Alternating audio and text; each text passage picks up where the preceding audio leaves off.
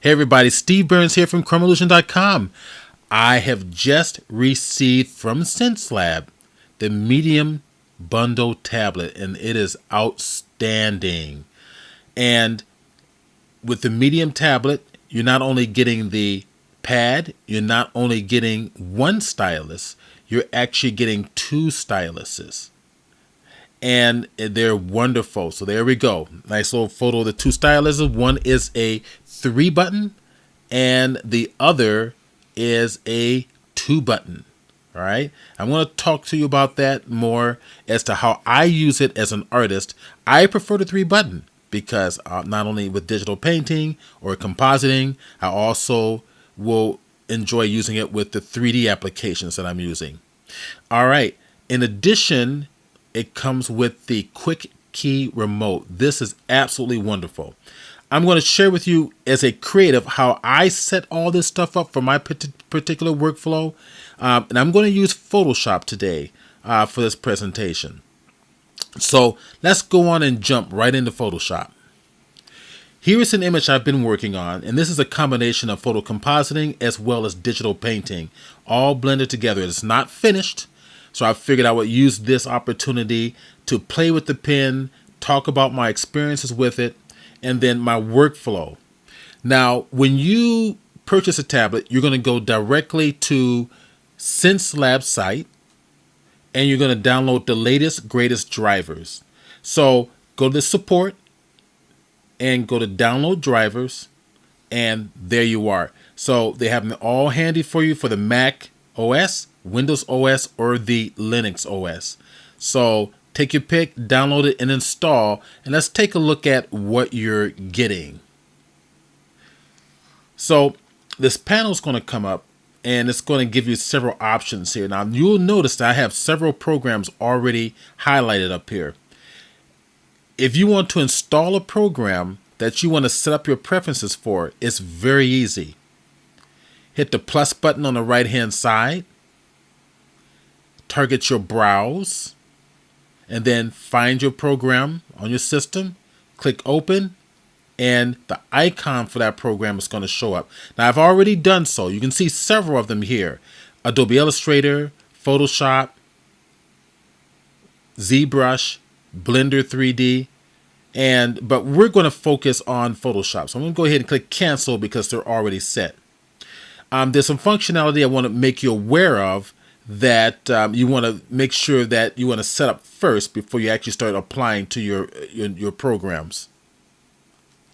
In your Xencelabs Preferences tablet, you're going to notice you have several different icons on the left-hand side. We have the Home, Pen Tablet, 3-button. Thin Pen is your 2-button, and it's going to give you a visual dialog here. You have your Quick Keys remote. We're going to talk about that in just a little bit. And of course, you have your preferences here as well. Now, what I'd like you to do first of all is let's pay attention to the Pen Tablet. I'm going to come right up here, the second button down for the Pen Tablet. And this is going to be a caveat for Windows users only. And oftentimes, if you install your driver, you'll notice that if you're going to drag certain applications on your system, sometimes the pen works, sometimes it doesn't. It's a little glitchy. It's not. What's happening is it's conflicting with the Windows touch drivers that they're utilizing for their particular touchscreen laptops. So we need to tell the program not to use those drivers. So right up here on the top, we see our programs, right? If you go to the far left-hand side, that little orange rectangle there, that's going to be for all the programs in your system as well as your operating system. Right down here at the bottom, by default, the Windows ink is going to be checked. You want to make sure that you uncheck this. Uncheck it, then that way your pen's going to work flawlessly when you're using Microsoft Word, when you're using Windows Explorer, browsing your web, whatever other programs you're going to be utilizing for. The program that uses the Windows ink is Photoshop. Photoshop's stylus functionality has to have Windows Ink turned on. So if I target Photoshop, right down here in the bottom, you'll notice that my Windows Ink is checked. Make sure Windows Ink is checked when you're using Photoshop. Okay, so with that said, you're all set up. You're all good to go. Now we're going to go and we're going to talk about some of these preferences here. If you start up here at the home, you get to choose which button mouse you're going to use. I like to use the 3-button mouse there. So I just clicked on the 3-button mouse, which basically takes me down to this menu here. Okay, so the home is just shortcut keys to the other menus. So I'm going to go to the pen tablet, actually the 3-button pen tablet, and you have your various buttons here. And if I mouse over these menus, is that they're going to highlight where these menus are going to be associated with. Okay. The bottom button by default is a right click. I like that. Okay.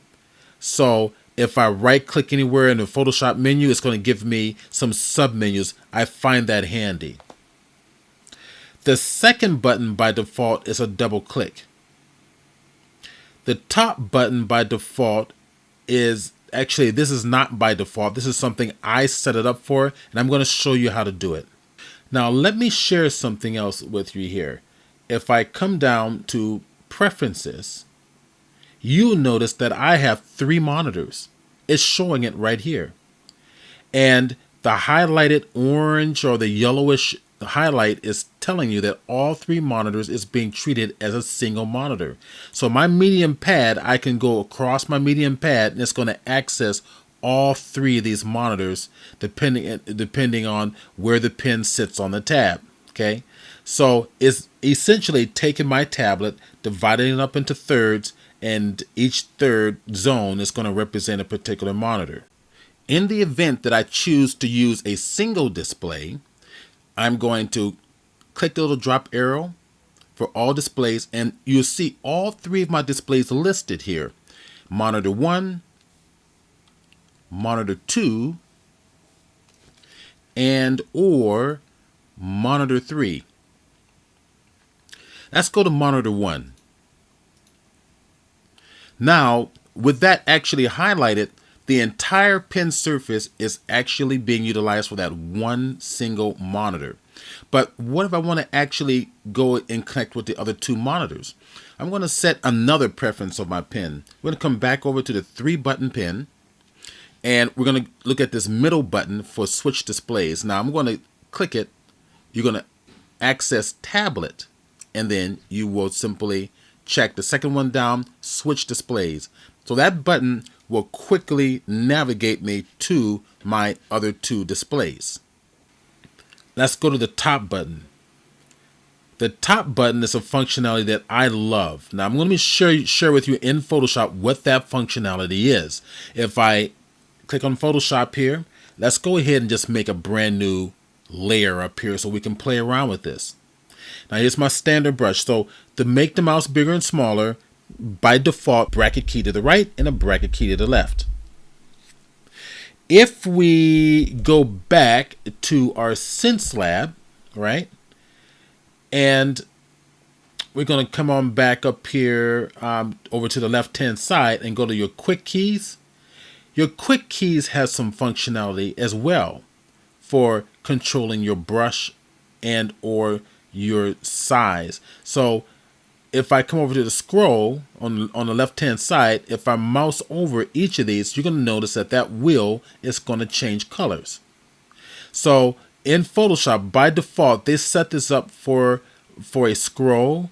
They set the number 2 for a zoom, rotate for the yellow, and then green for brush size. Okay, so let's actually test this out. I'm going to move this on over. All right, so the first one is a scroll. So I'm gonna take the quick key, and the button in the middle, we're going to click it, and we're going to make sure that it's highlighted orange for scroll. Okay. So if you notice on my right hand side, it's scrolling my layers here. So I'm taking the wheel and I'm rotating left to right. It's scrolling my layers. Now, if I hit the button again, it's going to highlight red. What that does is it's going to allow me to, and that's going to zoom my interface. So zooming in, and it's going to zoom out. Really nice. And it's smooth. Very, very smooth. All right, now I'm going to click the button, and I'm going to just scroll through the buttons, and look, I can rotate in yellow. Right? Very nice functionality. And you can set this up for whatever you want. Okay? Now, the shortcut for making my brush bigger and smaller, we first mentioned was the bracket keys, but there's another way of doing it. Alt and right click, right? So Alt and right click and drag gives you your red overlay, your color overlay. So right to left. So Alt key, drag on the PC. On the Macintosh, it's going to be Control and Option, left click and drag right to left to get your subpixel smooth scrolling here. Now if I go down hard, up soft, down hard, up soft. So I'm currently using 2 fingers on my keyboard. I don't want to use 2 fingers. So why not program that functionality into your stylus? That makes sense, right? So let's come on over. Let's go over to our 3 button. Let's come right over here to our top button now. If I'm going to scroll over here, it's going to highlight the top button. And you will notice that the top button I had set for Alt right click for my PC. So if I just click on it, you're going to select modifier, because we're going to utilize the modifiers, and I want the Alt right click. If you're on a Macintosh, however, you will see the Control and the Option here listed out. Target both of those. So select both Control and Option, and then select left click if you're on a Mac. Okay, then this should work. I've already set it, so I'm going to just not click cancel. Now when I go to my setup, I'm going to let the pen hover above my pad. I don't want the stylus tip to touch the pad. Hover about a half an inch, or no, I say a quarter of an inch above the pad. Now hold down the top button and drag left to right like this, and then down for hard. Let's go right to left, down for hard, and up for soft. Down for hard, up. It's like a plus. You're going completely horizontal or completely vertical to your screen. Isn't that nice? Really nice functionality. Every artist is unique in how they utilize their pens or their painting tools in general. So let's use pastel, for example. Some artists are very light-handed when they're applying the pastel to their canvas. Other artists are a lot more heavier-handed about it. And that's really just a personality thing. So here, for the 3-button mouse, you're going to have a pressure pad here. So you get to explore and experiment how much pressure you like to use, right? So if I go to advanced settings, you're now going to get a visual of a graph or a curve for the pressure for my 3-button pen. All right, so how does this work? I'm going to draw right over here and just feel it out. I'm going to press light. I'm going to press hard. As I press harder, it gets darker and it gets thicker. It's basically adjusting the size of the brush, right? If I want to test it again, hit the eraser option in this top right-hand corner. It's going to highlight orange. It looks like a paintbrush, but it's an eraser tool. Let's play around with this more. What happens if I bring it up to the opposite side? So now I can put very light pressure, and it takes very little effort for me to make the shape thicker. Okay, so this is for people who are much more feather-handed. They just like to paint very lightly. Now, if I go in the other direction, let's go ahead and erase this away. Let's go in the other direction, go to the very, very bottom, and look at the shape here. So it's going to take more effort for you to actually push the size of your brush to become thicker. So I'm going to paint light and a little harder, and I'm really having to push hard to get this brush to become much thicker. So you're just going to adjust this the way that you like it, right? So maybe the default here is probably a little bit, it's good, but you want a little bit more effort. So pull it back maybe just a little bit and then test it out and see how it feels. Now this feels great for me because I know when I'm drawing and painting, I'm a little bit more heavier handed. We can apply the same settings to the eraser, right? I'm not going to worry about it. And we can apply the same settings. Let's take a look at your more. Now this is your pen tilt sensitivity. So I'm going to leave that default. So it's going back to the pen tip. And when you're all done, all you need to do is click OK, and you're all set to go with the pen tip feel that is going to be conducive to your particular personality and workflow. What I like to do, I'm going to cancel out for now, we're not going to make any changes, is adjust it here and then go into Photoshop to see how it feels, right? So a nice little quick and easy way to understand it is go into Photoshop, set it for something like very, very soft. And then I'm going to set my brush to do something different. To set your stylus that worked in Photoshop, select your brush tool. So I'm going to hit the B key for the brush tool. Make sure I'm working on my brush. Now I'm going to right click. My right click is my bottom button. Okay. And I'm going to tell it to choose a nice soft brush rounded. Brush here. So and now I'm going to resize it how I want. And I think what I'll do is the fourth icon on the options bar is my brush properties, or it's going to be F5, function key 5 on your keyboard. So I'm going to come over here and target the shape dynamics. I'm going to tell the shape dynamics to utilize the control of my pen stylus there. Okay. So now I'm also going to tell it to turn off transfer, which is controlling the opacity. And if I like, I'm going to just make it a nice hard edge brush, bring it all the way down, and make sure my opacity is about 100%. I'm going to come over and create just a new little pad just to test this brush out. So target create, make a new layer. And I like to hit Command A to give myself marching ants because I want to treat this layer like Etch-a-Sketch, right? So if I come over here and I start to paint, see, I can click delete. Now I'm testing out how I want my pen pressure to feel, and comparing it to other products out there, it feels beautifully smooth. I have a lot of control in here. Now, if you remember, we went to the very softest edge, right?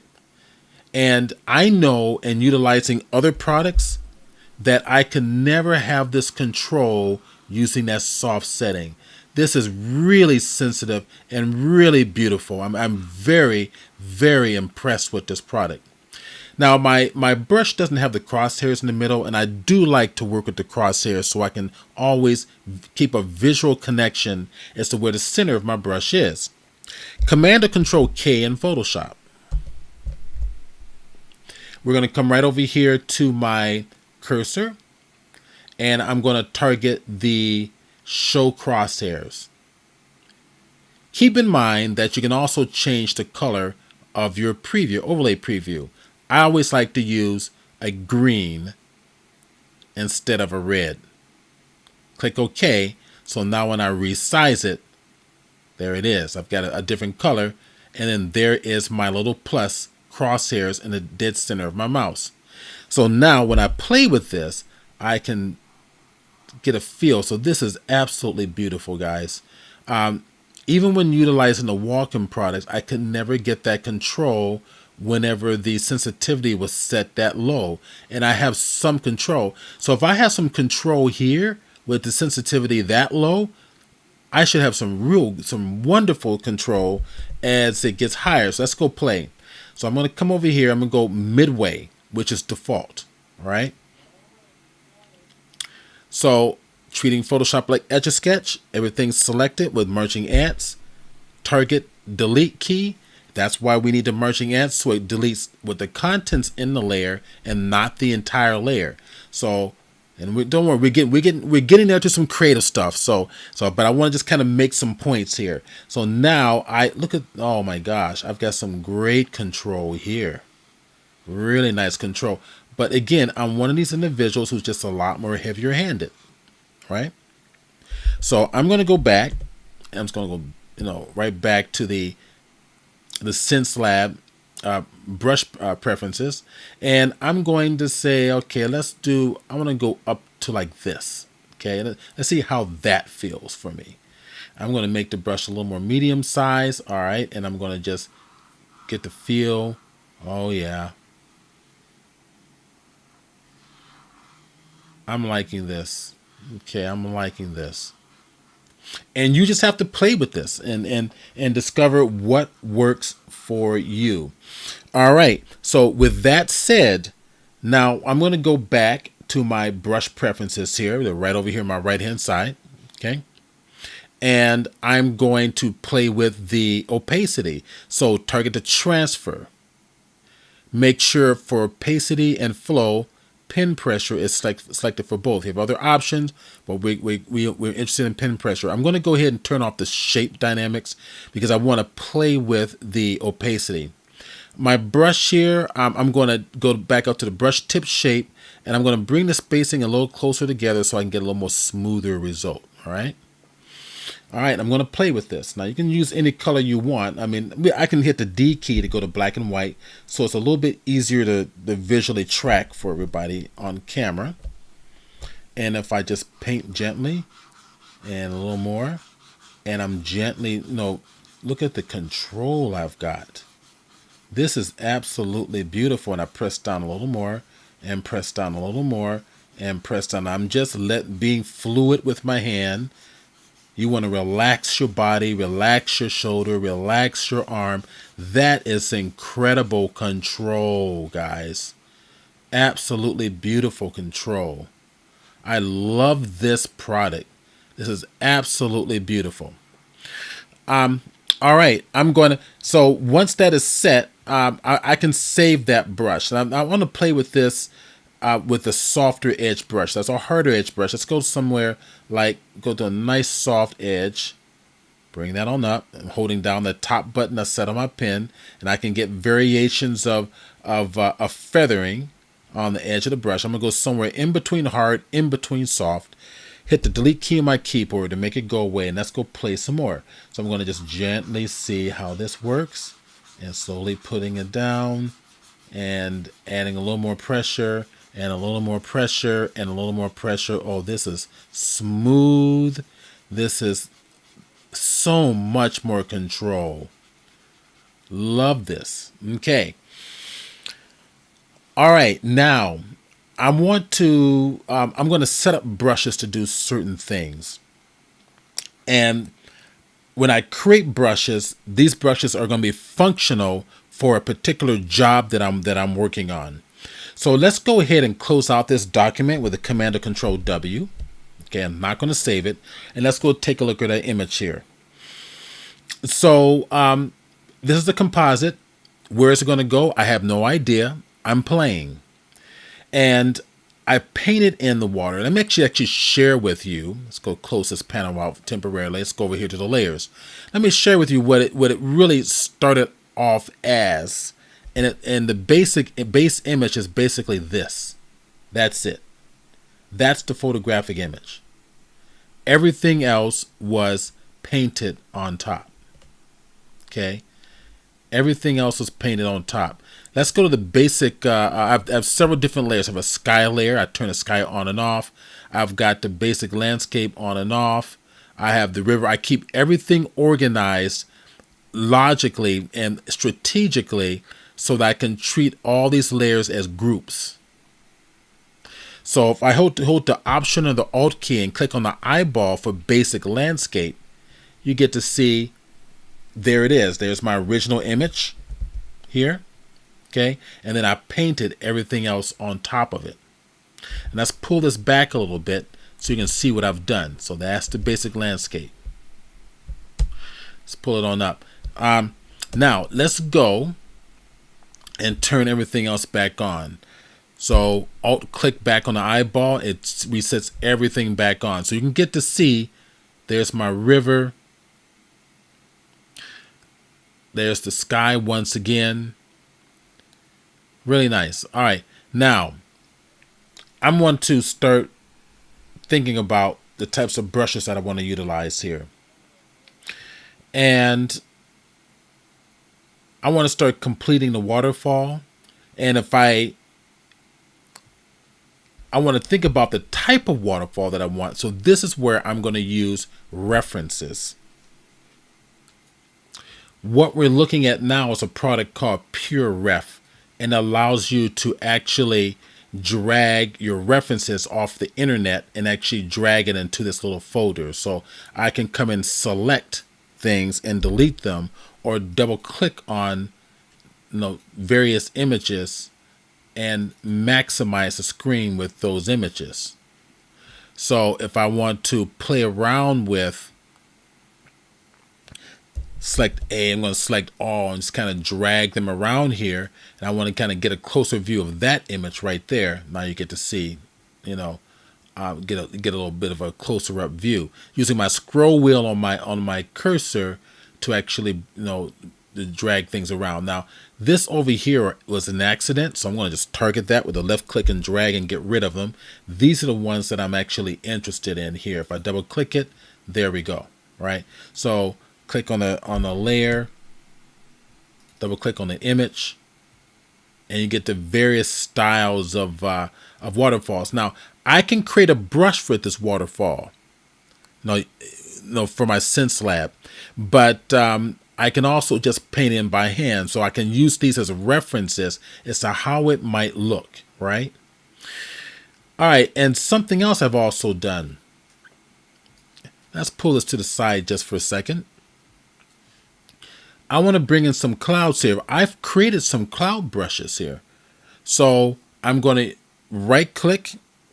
All right, I'm going to go to my brush, hit the B key from the brush on my keyboard, go to my brush options, and right click, and I've created a brush for clouds.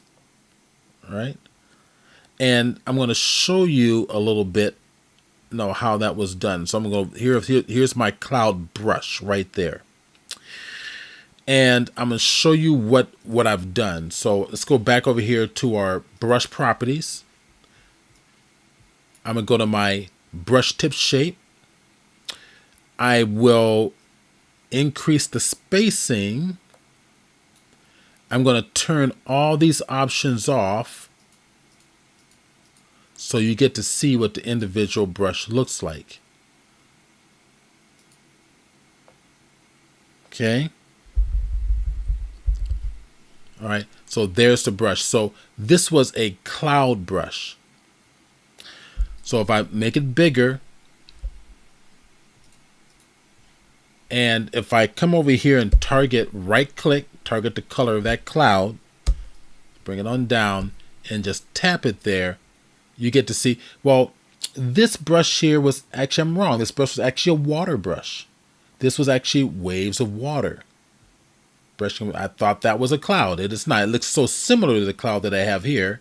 I assumed it was a cloud, but no, that's a water brush, and this brush is a good brush. Okay, so I've got water droplets kind of, everywhere there. You can see that was actually, the beaches, waves on the beach. Now I will share with you how that was done in a moment. But this brush is handy, and I'm going to show you why. Because with all these particular settings, and I'm going to go back, right click, and I'm not going to save that brush. All right, I'm going to go back. There, my settings are back again. I'm going to show you what the brush does. Take note that I've got shape dynamics. And let's go, I'm going to make a new file again. And what I like to do is add in an adjustment layer of a solid color. That solid color is going to be a medium gray because I want a neutral background. Okay, a neutral matte to work with. I'm going to set my foreground and background color to black and white, so hit the D key on my keyboard for default. And then I'm going to add a new layer on top, and again, Command or Control A to create my Etch-a-Sketch action here. Okay, so now if I take the brush, increase the size a little bit, and paint with white, I get something that almost looks like smoke. All right, if I make it a little bigger,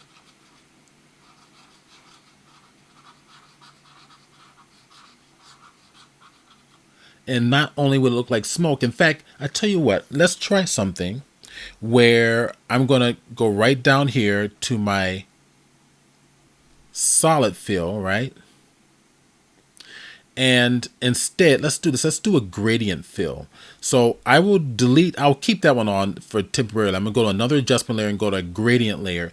And I'm going to come over here to this option here. And I've got blues in the folder. So these are basically folders with some default gradients. And these blues are wonderful for skies, right? They're ideal for skies. So I'm thinking maybe something like that. Okay, and I'm thinking take this sky. Let's come over here to the film and click OK. Go to my gradient fill options here, and I'm going to adjust it so that the darker blue is up here at the top. And I can make alterations. Let's say I want the brighter blue not to be so bright. Click on the gradient panel. Come over to the color. This is your color icon on the bottom, and click it. And I can take it and probably pull it downward just a little bit. See? So now we can modify that lower sky just a little bit. That's the upper sky there. Now I'm going to click OK. And there's my gradient. So I'm going to click OK for now. That's an adjustment layer. I can make it go away or come back, and I can delete the one the solid color if I like. All right, just to get on out of the way. Let's go back up to our layer. Make sure Command A is on. So I'm going to paint here, and what I'm going to do is I'm going to start making clouds. So adjust this brush. I'm just going to gently paint. Right. Maybe I'll start with something large.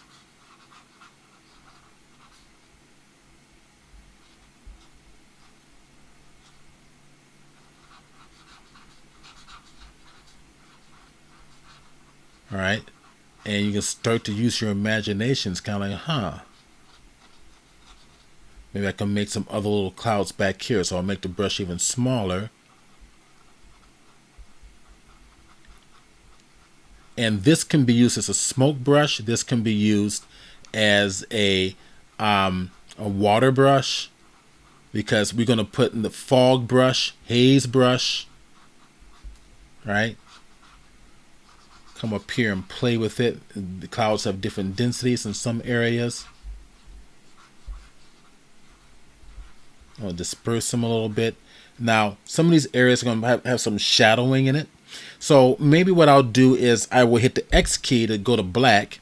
Now on this layer, as you can see, I may only want to affect the contents of the clouds, but not the transparent areas.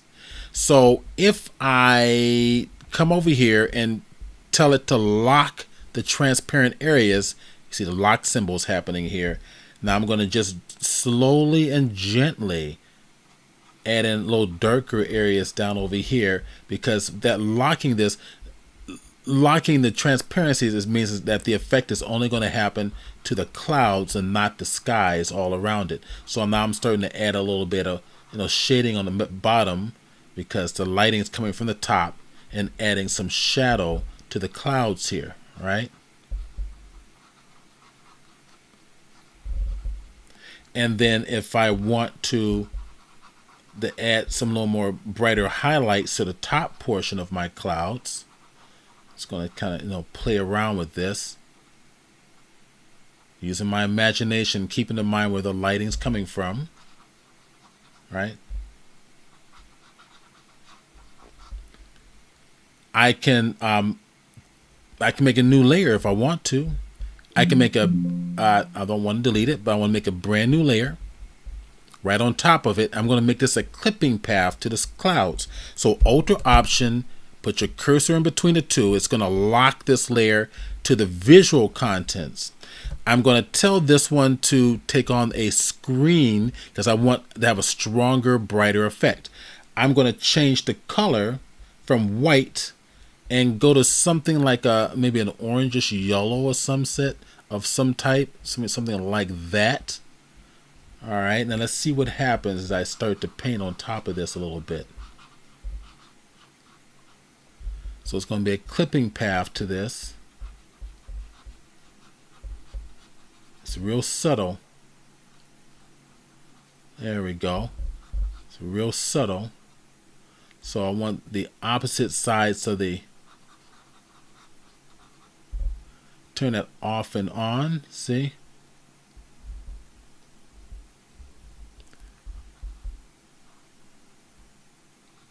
Same thing up here. Now I can be a little sloppy because it's a clipping path.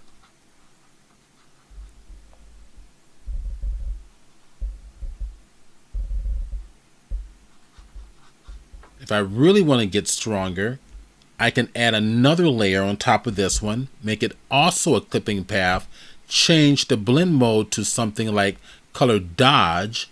Let's see what happens then. See if we can get this. There we go. Now it's going to really brighten up. I'm going to be a little careful here.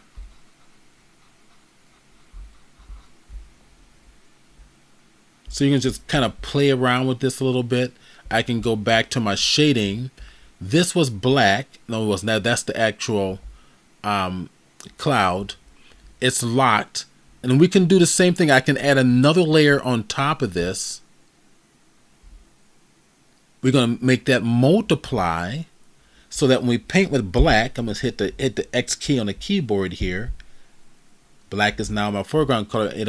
I can add in my shadows underneath here. So remember, paint very gently.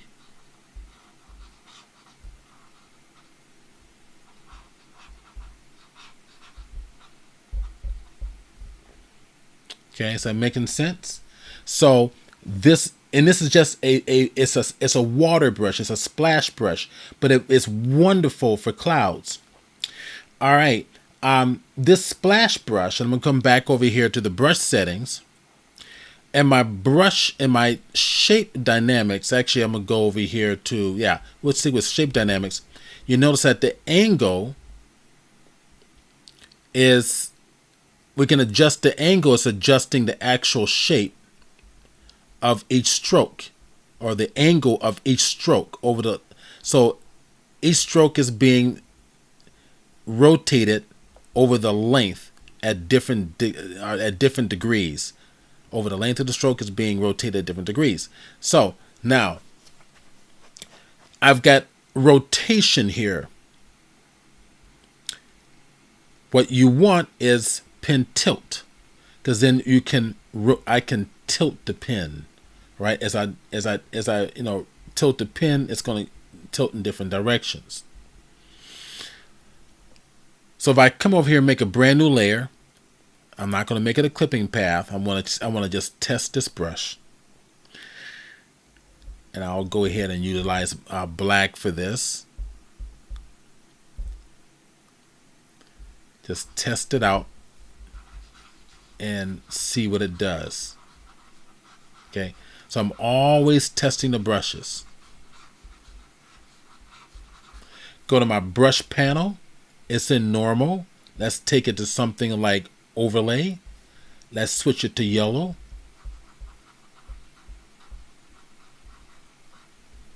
Okay.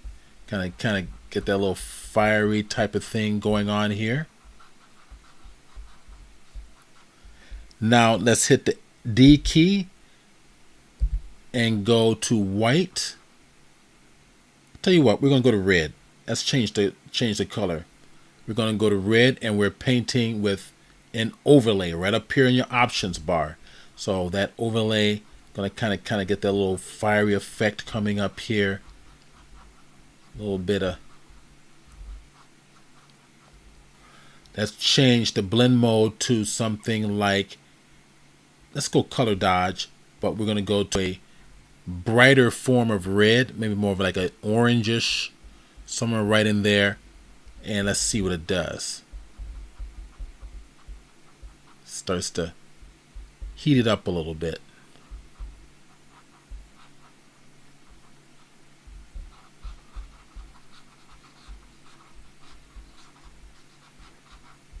All right, so I can come back. I can go take the background color, go to more of a reddish orange. Okay, hit the X key and play with this, right?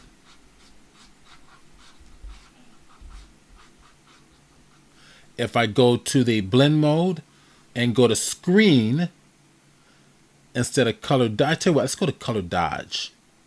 Let's see what color dodge does. You want a brighter color, so if I go to something, let's go to something like this, right? I want to make it a little bit of a brighter purplish. Let's see what it does. There we go. Let's look at that. So this is going to heat up in here. Okay. All right, so it kind of gives you an idea of how I like to utilize brushes. We're going to keep this brush in mind because we're going to make some modifications to the landscape. Let's go to the actual image and let's go have some fun. So I'm going to Command W, close that out. I don't need it anymore. And let's go play here. I'll keep the brush settings handy from time to time. And I like to work so that my layers, channels, and paths and brushes are right there in one compartment or in one layer group. Well, I wouldn't say layer group, more of a panel group, I should say. And then the properties panel connected to the panel group at the top. So I can peel it off if I want to. I like to kind of keep it intact, double click it to truncate it up until I need it. So brushes are there, layers are here. So we're going to go play around. And I think that the brush that I have now is going to be great for this fog effect back here, for adding more clouds back here. I think that'll work quite nicely. Let's go deal with some of the water first. And I'm going to target another brush for that. So I'm going to take my pen, take the stylus, hover above the pad. Bottom click is a right click, and I'm going to grab a different type of a brush. I'm going to grab, I think it's the oil pastel large. Let's take a look at that one real quick. And let's go back and take a look at the brush properties for that.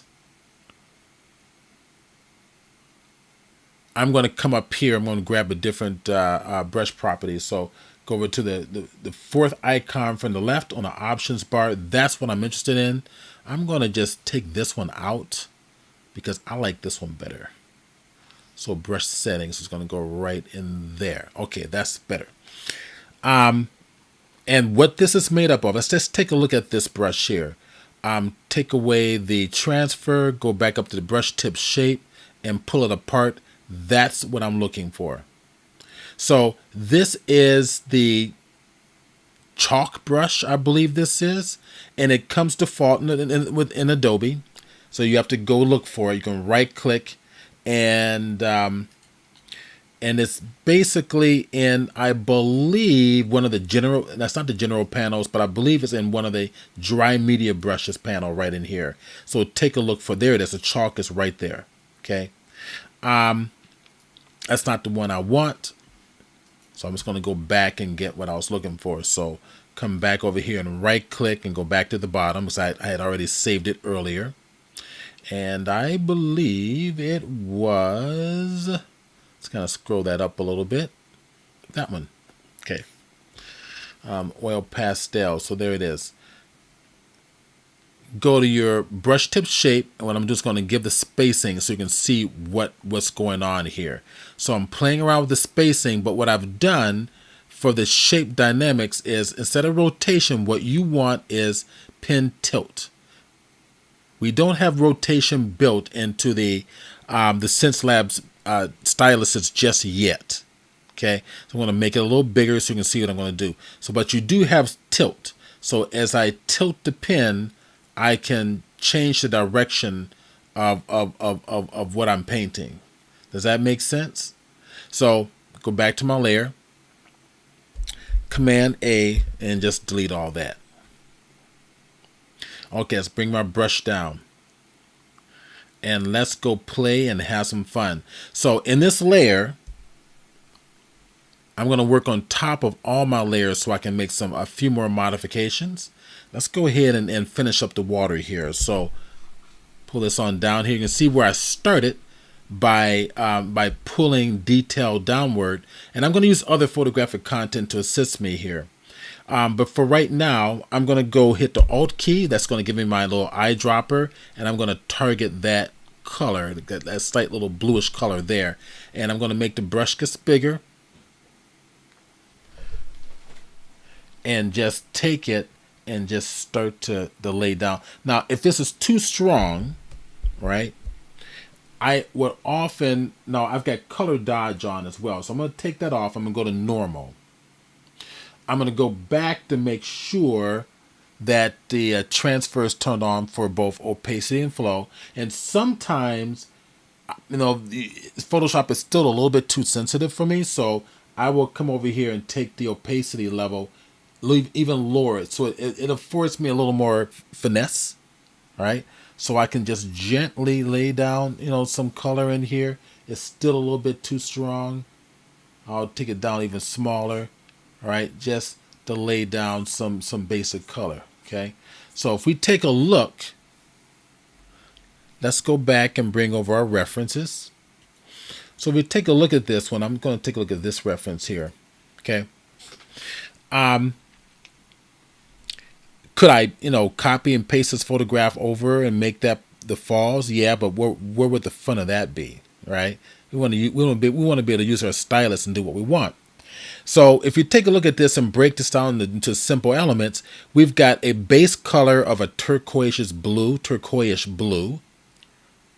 all right, and then right on top of that are mist strokes of water falling down. Okay, all right. So we're going to go back to Photoshop. Let's pull this out of the way. And we're going to simulate that. So I want to work simply, just nice broad strokes straight on down. Relax your arm, let it just come down. Off the side here, over to the left-hand side, I think what I like to do is add another little waterfall, right? So I will start with that little base color here, which is kind of like that little deeper color, and then I'm going to put some of the lighter color on top, and I'm going to just relax my arm, right, and just let it stroll right down, just nice, let it fall the way water should be falling here. Okay, I'm going to lay it on down. Okay, I'm going to add probably a little bit of a darker color up in here. Okay. Because you got all types of shading going on for the waterfall. As the waterfall gets a little lower to the bottom, I'm going to make it a little bit larger, and I'm going to give it a richer, color there. So I'm going to just pull that on up. As it gets down a little lower, it's going to kind of go into the shaded area. And we need something kind of dark down there so we can put something light on top. So we got two different waterfalls going. Now, remember, we are actually working on one layer. So I'm going to have to modify. If I want some of the rocks to come back through, I'm going to have to come back in here and alt-click and sample that color of that stone, right? And just, paint it on back in, right? Paint it on back in coming through. And I love this particular brush because it has texture to it. And it's going to aid us in maintaining a texturous feel here.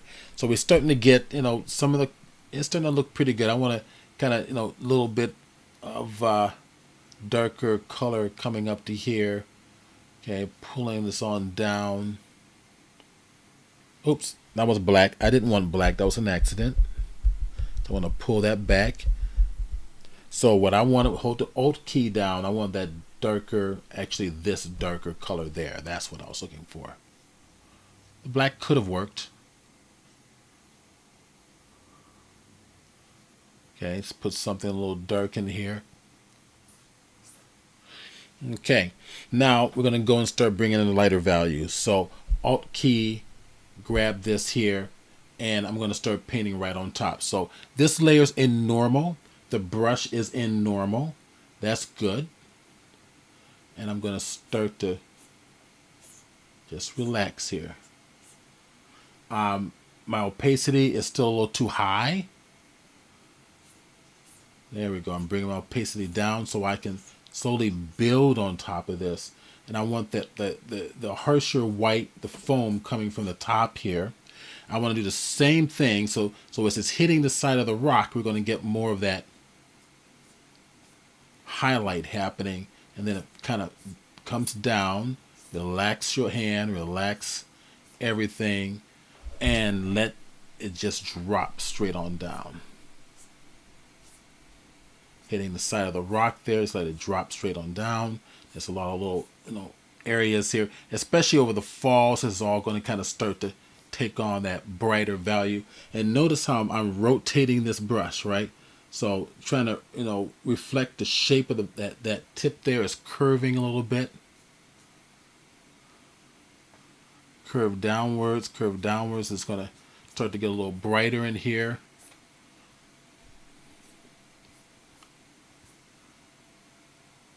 Adjust my brush size and make little, smaller little whitewash areas coming down. Now, streams of whitewash coming in through here, but honoring the perspective of the piece. So it's going to go straight to the back there, right? Kind of keep your imagination going, keep that curve coming through, accentuate little streaks, right? Coming up here on the fall. So we won't actually finish this, but you get the idea. Okay, so if we come back and again we take a look at our references, right at the top in there, this is kind of nice and bright. We got some darker values coming around. Some areas are whitewashing up, but the whitewash stays kind of clumped together, spreads out a little bit toward the bottom. It's a little whiter towards the bottom, so I'm going to have to reflect that as well. Okay, so as it comes down, it starts to kind of open up a little wider here. Open up the brush a little wider. Do the same thing here.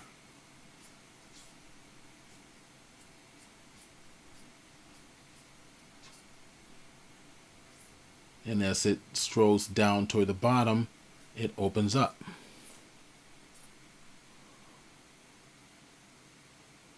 Make the brush a little bigger here, and I can even rotate it to the side to get that little wider effect, or even partly, right?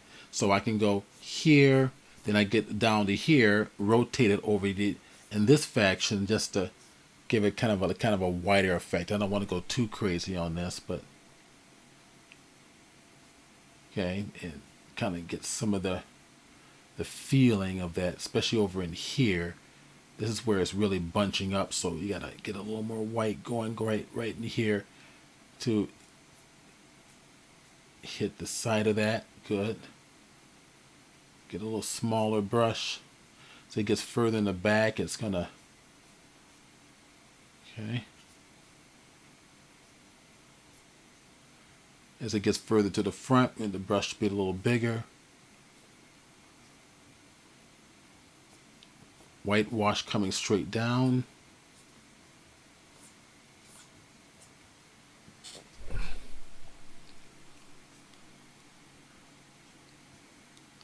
Okay.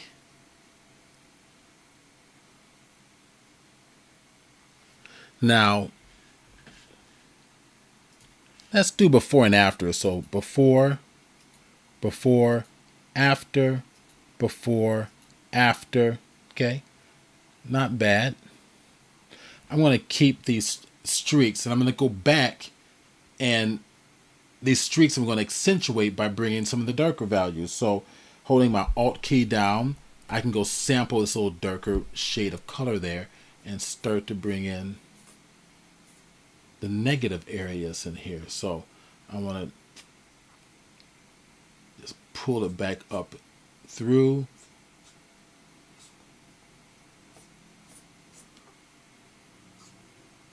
These negative areas are important.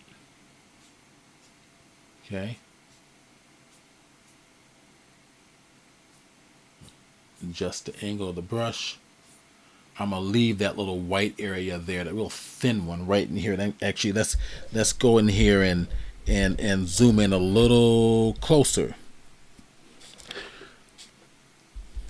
So I can use the wheel on my my quick key remote, or space an option. We can zoom in a little bit. Okay, so it's coming together. Now, one thing on my quick key remote is there's a functionality here that I prefer to use flipping the canvas. Okay, so if I go to my image menu, and the reason why I'm flipping the canvas is to always keep my composition intact. So if I go over here to my image menu and I come over to rotate image and then flip the canvas horizontally, now I'm going to continue to paint. Now you see how the composition gets a little wonky there, sort of like you look at the water. I can modify this now, so I can take the water, and I think what I'll do is I'm going to go to my edit menu, transform, and go over here to my warp command, and I'm on this layer, spacebar, bring it on up, and then just modify that water there. See, and I can pull the water out a little bit there. All right, start using some of the Photoshop magic to do the work for me. All right, so I can make this composition. I can take it and I can pull it straight down like so. All right, just play and modify it a little bit. Maybe I'll come up here and do something. I can take these, probably push them in a little more to reflect perspective better.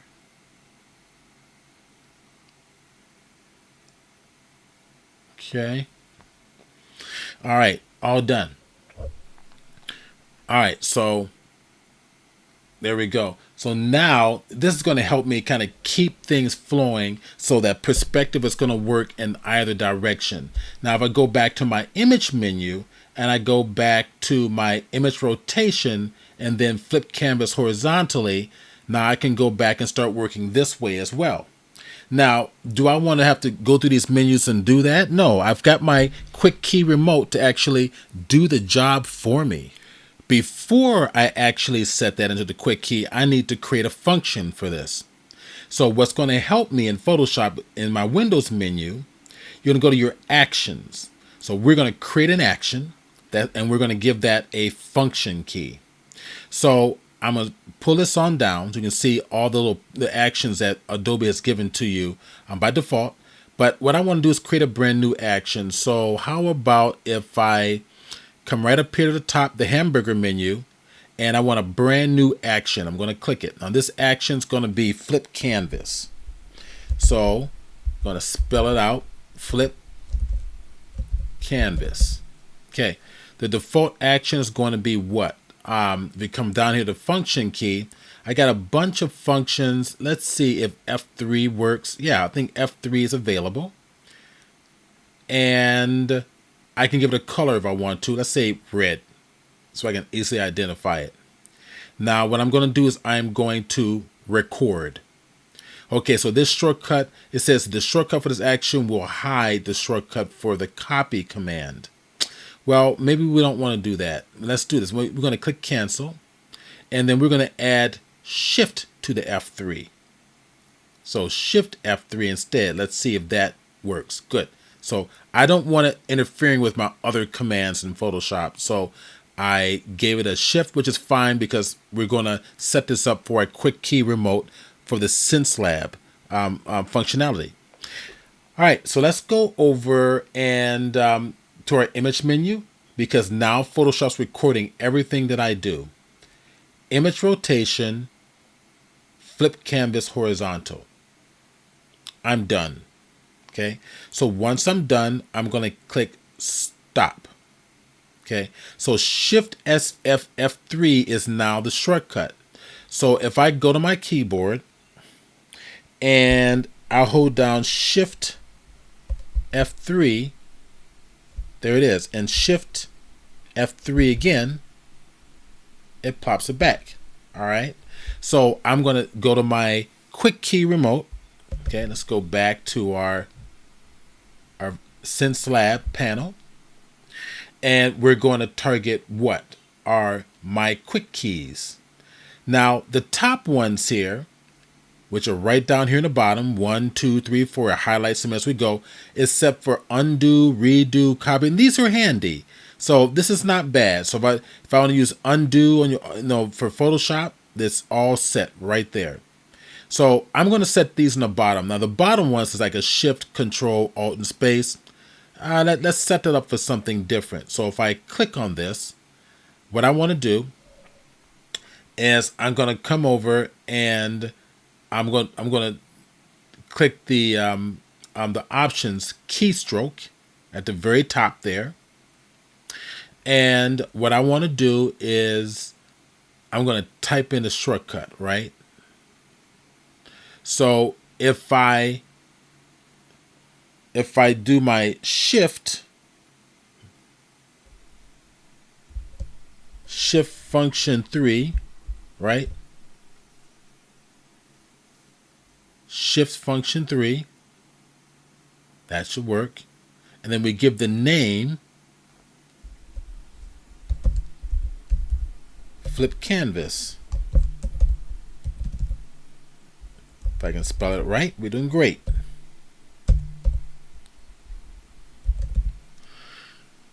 Okay, so let's see, what do I have in here? I may have too many shifts, so I'm going to just see how that works there.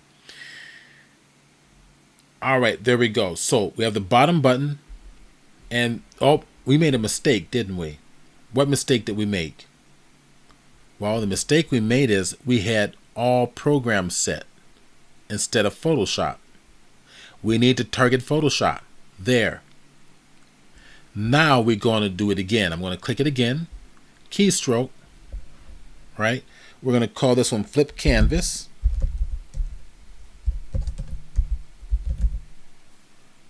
And over here, we're going to do our keystroke.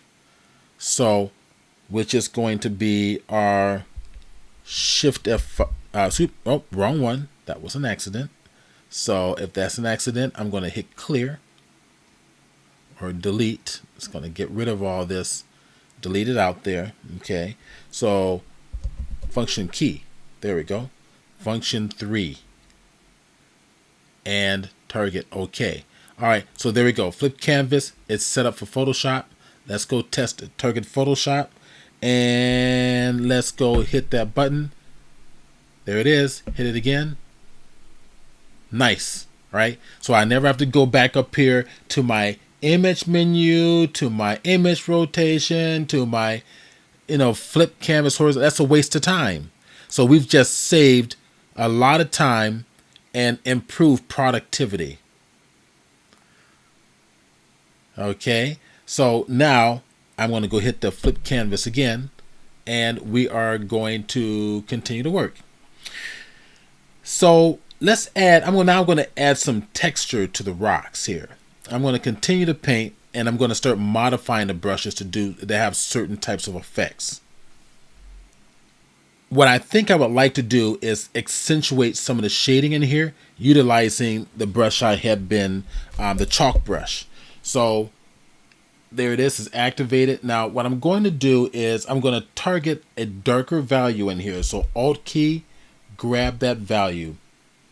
So let's go to this action and just close it up. I don't need it anymore. And I'm going to make a brand new layer above the one that I've been working in. We're going to set the blend mode to multiply, which is going to allow me to create some nice little rich effects. Okay. And with that set, let's go ahead and zoom in close. I got some paint problems going on here, but I don't care. I'm confident enough that I can just paint right on over that. And we're going to start, bringing out this crevices in detail. So I'm like, I see all these little crevices going on here, and I'm going to start painting them on in there.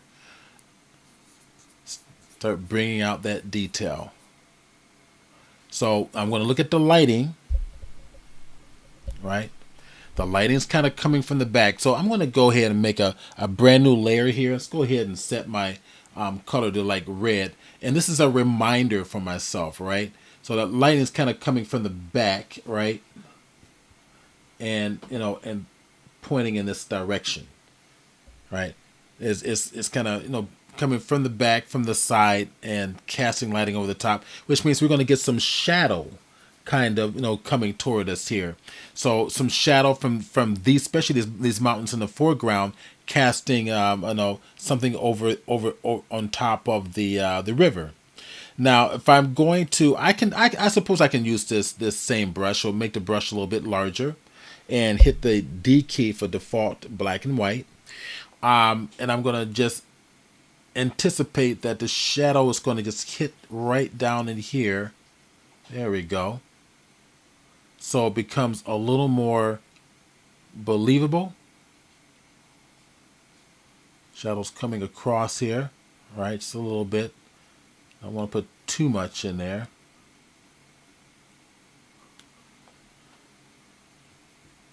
Okay, coming across.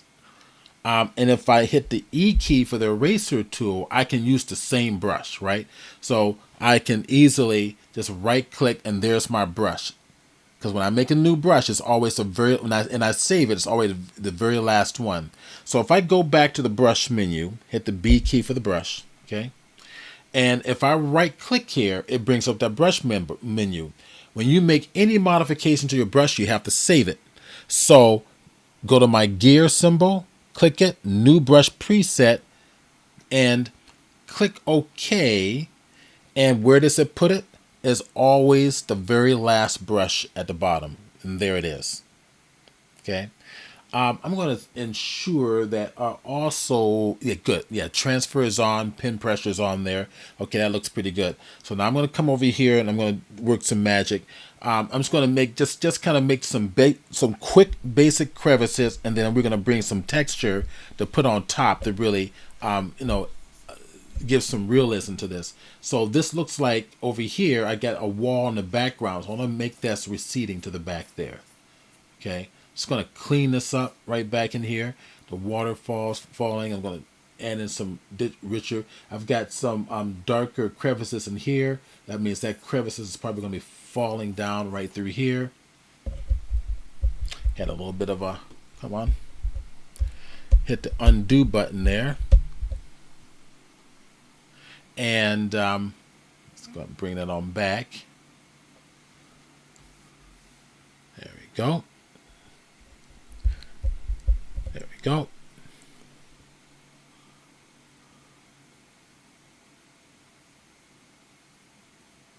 There we go. And I'll make sure bring that brush down. Start to paint that on in there. So I'm just doing some basic separation of detail in here to kind of make it look like that these are separate walls.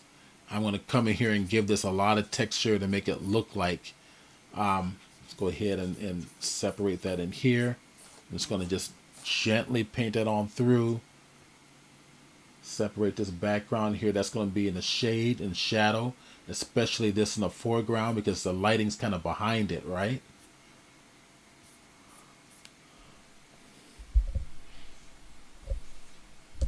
Okay, I'm going to pull this on down. Yeah, that'll work. I'm going to just make it a little lighter shading. I can come back and deal with this. I'm going to have a little bit of a shading going to come through here. And again, my opacity is up to 33%. I'm taking it down to 20 just so I can have a lot more control of this brush. Remember that I'm rotating my brush as I'm doing this. And another reason I want to bring down my opacity too is because multiply really accentuates the darkness. So if I can come right in here in these little darker areas and add a little bit of black in there, it really starts to add a little bit of depth. I want to be real subtle about this. Just a very little touch, very light touch. Okay, especially in here. This is going to be a little bit of shading and shadow going on in here. Bringing it on down. And then I can come up and just add up my little 2 cents and see these little crevices here. So this is about time I want to start adding some details in through here.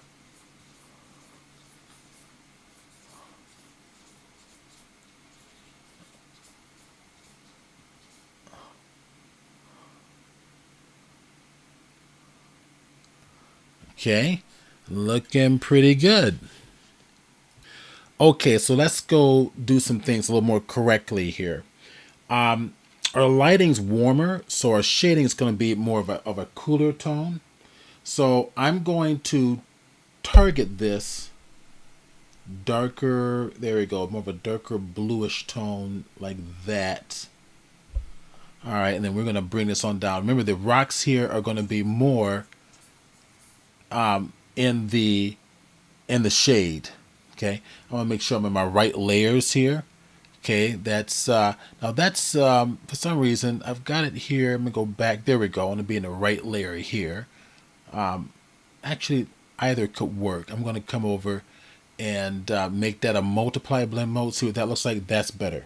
Okay, I'm gonna merge these two layers together. I have 2 layers for the shadows. I don't need it. Right click and come over here to merge those layers. Okay, that works. I'm going to come over with a nice brush and I'm going to just gently start to.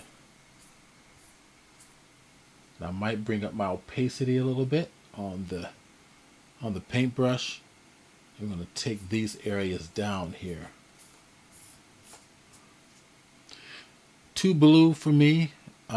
Take it down to a more of a deeper, darker value. There we go. I'm going to put some little crevices in here. I'm kind of getting close. I'm going to use other textures to actually, bring in these little extra details instead of trying to make them up.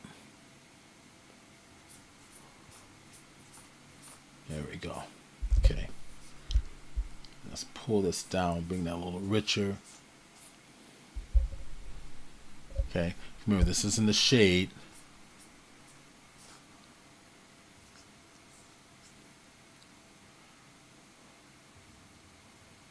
And I'm going to just kind of add a little more richness right down through here. Start separating some of this cliff detail. And I'm going to bring in some type of a texture that will help add to this. Okay, let's go bring my opacity up a little bit more, see if I can get a little stronger.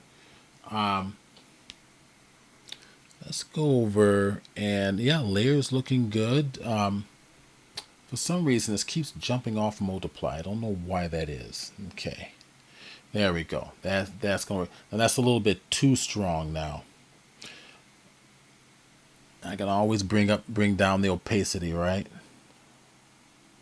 Okay, there we go. So we just want kind of a subtle effect here. In the background, it's going to be a little softer back here. I want to bring in more of the white, the haze or the fog from the water splashing down. Okay. We're going to bring that in afterwards. Let's go play around with some of the texturing concepts. And we're going to use photographic images to assist us with that. Okay, so I found a texture that I think might work. We're looking at this one right here. So let's go ahead and drag that right into Photoshop. It'll automatically make that a smart object. And let's go play with this. So I'm going to go ahead and hit enter key to commit my changes. And let's go over to my blend mode and let's see what options we've got here. The multiply is a little bit too strong. This might work for some of the lighter areas, but let's keep going and go to a screen color dodge. Let's go to overlay. Overlay works nice. Soften, hard light, vivid light. So it looks like overlay is going to work great for this. So let's go ahead and pull this on down and play around this one. I think I'm liking what I'm seeing here. Now keep in mind, we can always go to an edit menu, go to warp, and when we go to warp, we can play with this, right? Get something unique, different from the photographic image.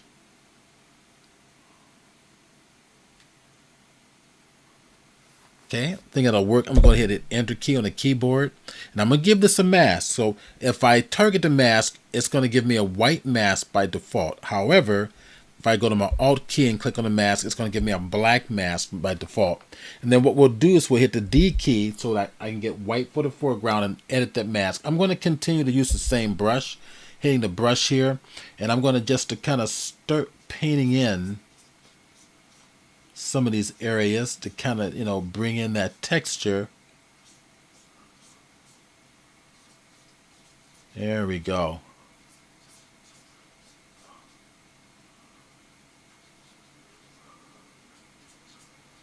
Let's see how this looks.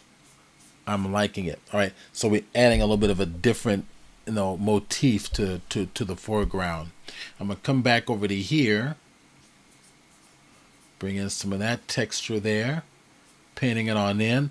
See, and I'm utilizing the rotation of my brush. See, I'm just laying this on down here.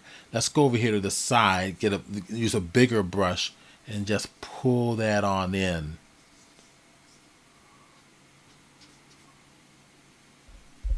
Okay, pulling back a little bit. That's looking a lot nicer. And I'm going to start to edit these a little bit. Now this is supposed to be more in the foreground, so we're going to see a lot more detail and information, because as we come closer to the camera, all that detail is going to show. As you get further away, it's going to go more into the atmospheric haze, which we're going to apply that as well. Okay, let's come around here and just kind of inspect it a little bit. Space bar. Okay, now I'm gonna give this a nice definitive little edge here, because we're gonna break this up.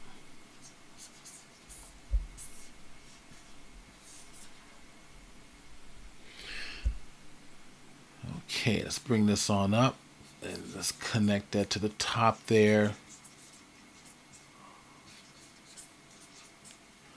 All right, now I'm going to add a little more of some of the crevices. Now, if I take that shading layer, which is what's actually adding this crevice, let's pull this down so we can see everything. Let's pull it on top to see what it looks like. Good. That's what I want. Okay, so I want the texture underneath it, before and after, and I'm going to use the paint layer on top, which is in multiply blend mode, and painting with that darker blue.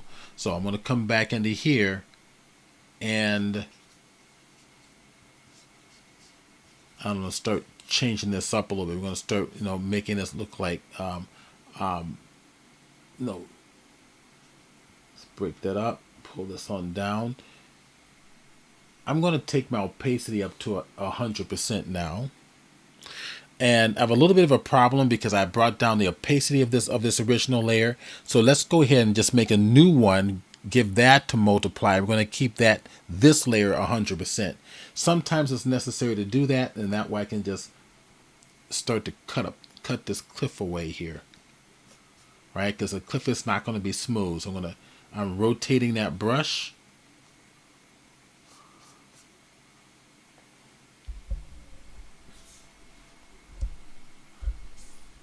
All right, so this background is going to be dark back there, right against that little edge.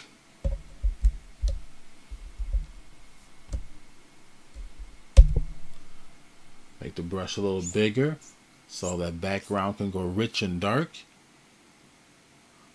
Now let's go ahead and break this up here.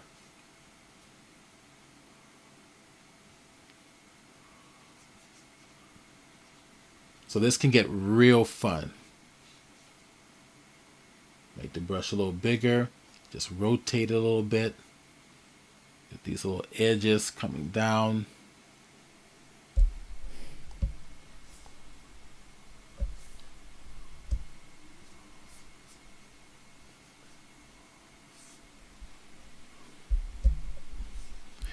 And I'm going to do something different with the brush too. So I'm going to go ahead and kind of finish up these little crevices in here.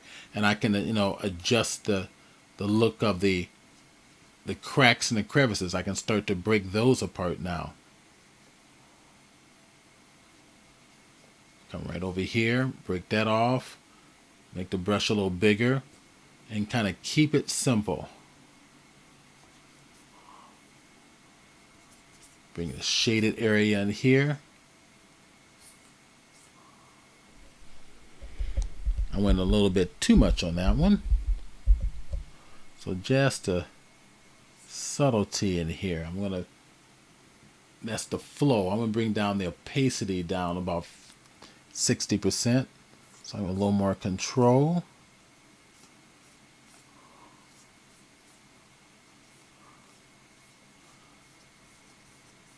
Okay. I'm going to bring it back a little bit. So now I'm going to add a little bit more of the surface in there. Now, if you take a look at the surface, we have some foliage up in here, and this is interesting. And the foliage is made up of a few different colors of green. Now I'm going to modify this brush to actually represent the texture details of the foliage, and I will create a new document just so I can test out the brush. Make a new layer. Command A, like an Etch-a-Sketch. Now I'm going to go over to my brush settings. Let's go ahead and go to the brush tip shape, and let's give it some spacing so you can see what I'm going to do here. So I want that edgy look of the foliage that I have in there. So I'm going to modify this brush, and the Xencelabs is, the tablet is absolutely beautiful for this. So if I go over here to the shape dynamics in Photoshop, I want to alter the shape over the length of the stroke. That's what the size jitter does. So I'm going to go adjust the size a little bit so it's not going to be consistent. And then what I'm going to do is I'm going to go to the angle, and I'm going to tell it to rotate, over the length of the stroke a certain percentage. I'm going to keep the pen tilt on. That can be pretty handy. And then I'm going to go down to scattering, and I'm going to give this some scattering, probably just a little bit of scattering like so.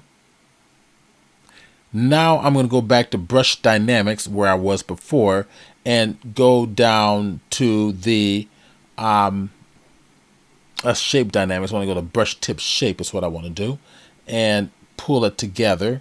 See those edges? So we care about what's going on at the edges there. So I want it really looking like foliage. So if I go back to scattering, pull the scattering together a little bit. Let's see what that looks like. Something like this. And I can scatter in both directions. X and Y direction. But I'm liking that right about there. Go back to my shape dynamics and play around with the angle. Okay. I'm liking that as well.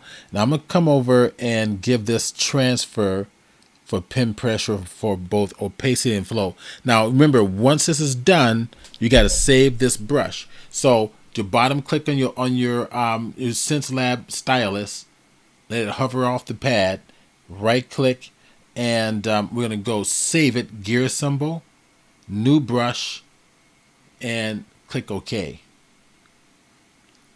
Where is it? It's always the very last one right there.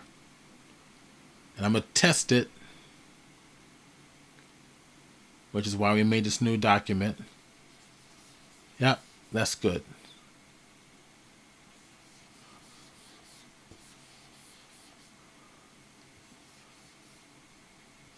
All right, so it's going to give me it's going to match the foliage that I'm looking for. All right, opacity is down to 62%, and I'm going to just bring it up a little bit so I can print light, a little harder, a little harder, a little harder, a little harder, a little harder. Okay, see that edge there? That's what we're looking for. So let's go to Command W, just close it out. And let's go ahead and bring in some of our foliage. So I'm going to go and pull some of this foliage coming down the cliff here. And I'm going to look at what I've got so far. I've got a couple of colors of green, so I'm going to target the foreground color. I'm going to grab maybe a little more of a richer green right about there. Okay, and click OK. Now I'm going to go grab the dark ground color, the background color. And when I click on it, I want to grab a different color of green. So I'm thinking probably something like that, a little richer green, and click OK. Now what I'm going to do is in the Wacom properties, not Wacom, but in the Xencelab, in the Xencelab brush, I want to make sure that it's utilizing both colors. So I'm going to go target the color dynamics. I got pin pressure, and I'm going to adjust this so it's going to alter both colors. So if I come over here and test this, I'm bringing the pen kind of small, I can start to painting here and make sure I'm in the right layer. In fact, I'm going to make a brand new layer for this. And I'm going to double click that layer, and I'm going to call it foliage.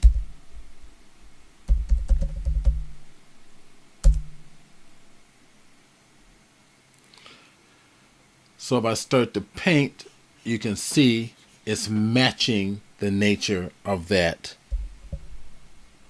foliage, right? So if I start to paint in here,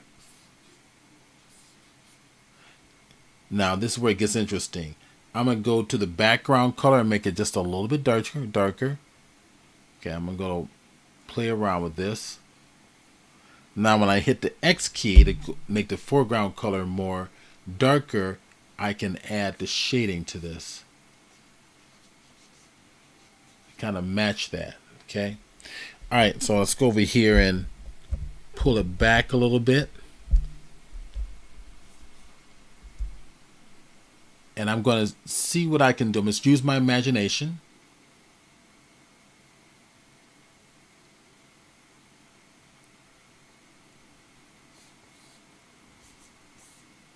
And we're going to let some of this foliage kind of grow down the cliff.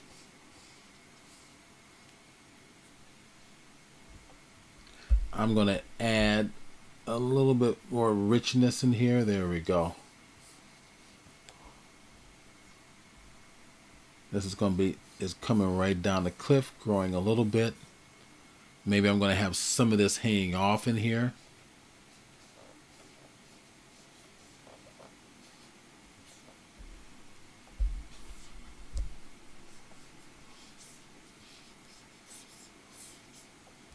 Hit the X key and start painting the highlights on here.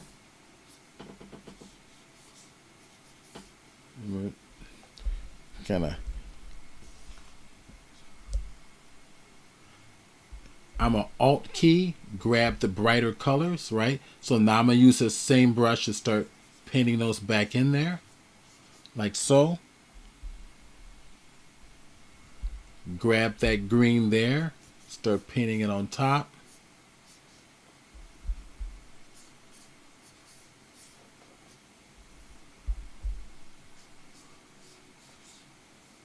Right?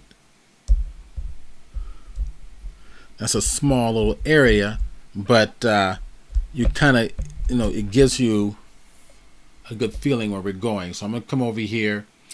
I'm going to go grab this green here. There we go. And we're going to just lay it down on top. Okay. That's going to come down. Now I'm going to get the brighter green. because the sunlight's going to be hitting it here. Grab the darker green and create the shading in here. So now we got that shading coming down through here. Grab the brighter green. I think you guys are starting to get the point here. All right. So using this brush, if I want to take these highlights coming here and say, bring some right down through here.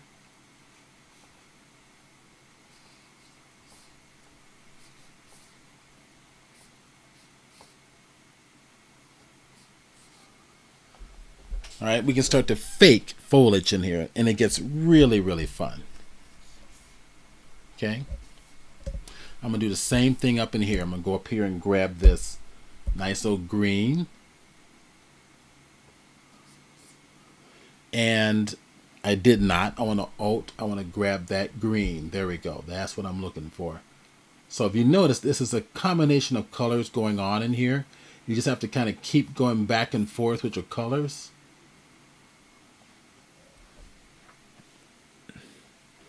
Coming right off the cliff there, we're going to make it feel like the foliage is kind of growing up in here.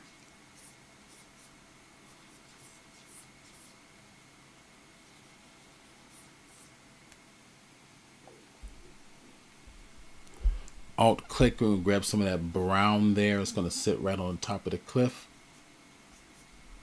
Get that green in there to integrate with this. And that brush is just working great. I'm liking what that brush is doing.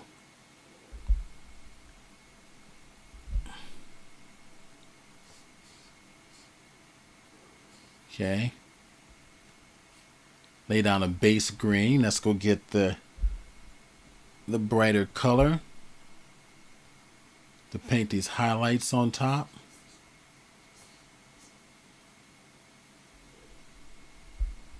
I'm going to go back to the base color here, pull this on down. So you just kind of keep working it. Lay down the darker colors. Come over and grab the brighter greens to kind of get your highlight going. Right? And just keep going back and forth. Okay. I'm going to modify that some more.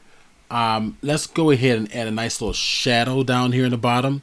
So I'm thinking probably one of these layers should do just fine here.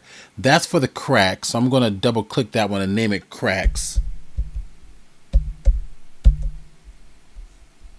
Let's hit enter, and I'm going to hit Command S to save it so we don't lose anything. Now I'm going to give it just a little richness in the foreground. I want to just do a little bit more work on the cracks here. So let's see. I want to make sure I'm in the right layer. There we are. There are the cracks. See that? I think it'll be wise to do so. So I'm going to right click on this layer. All right. And then there's my brush. That's my original brush. So I want to grab not that one, but probably something like this. Right click here. And in fact, we're going to go over to our brush settings. We're going to handle it this way. So transfer is turned on. That's exactly what I want. It's getting close. Let's have some fun with this.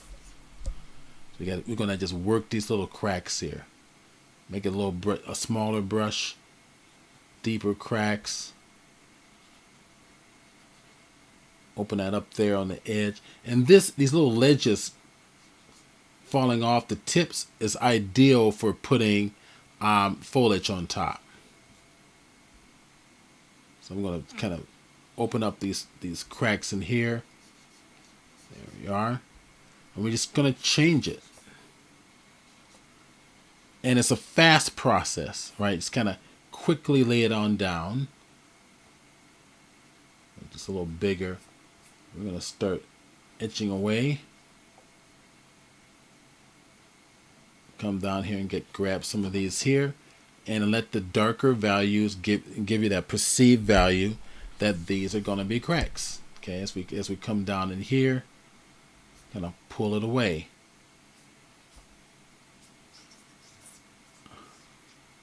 All right, adding in a little shaded areas in here, adding a little cracks.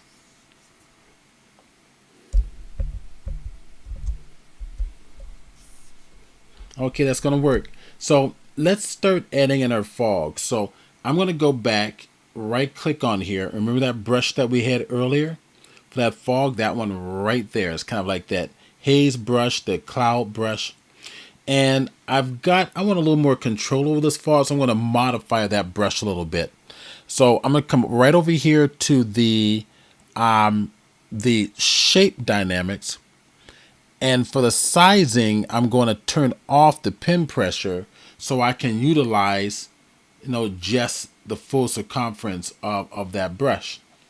So when the water is hitting the ground, this is gonna get a little misty here. So what we'll do is we are gonna start with the brighter areas of the water. Tap and release. As you can see, I'm getting that little brighter blue. I might click on the foreground color and just bring it up to a higher value right about there. Maybe come in closer to the white like so. Okay. Then I'm going to make the background probably, let's go more of a yellowish white. And I have my color dynamics is already checked there. So it's going to utilize, both colors. Let's go to our layers. We're going to put this haze on its own layer. Brand new layer. And I'm going to double call it. And we're going to call this one Fog Haze.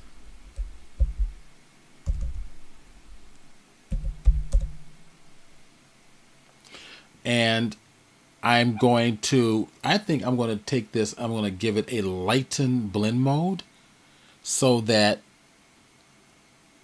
we can just subtly bring up, build up on these highlight effects. Go ahead and lay down the fog coming from the bottom.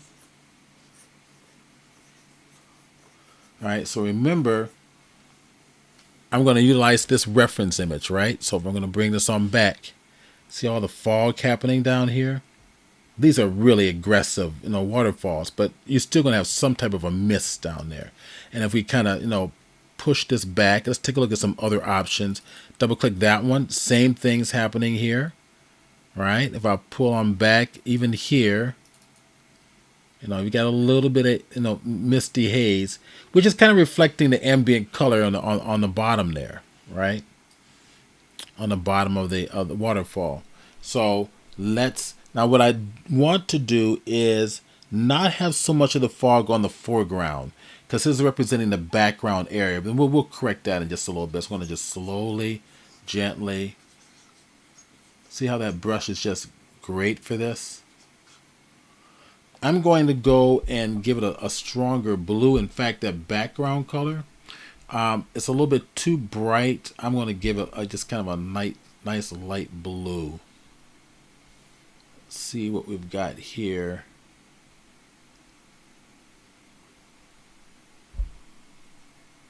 Let's take it to right about there. Just kind of.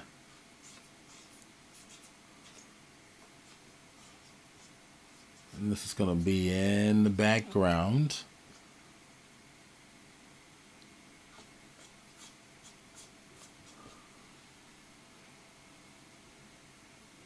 And if I take my brush itself and I decide to change the blend mode of the brush, make sure that's my brush from normal, right up here in your options bar.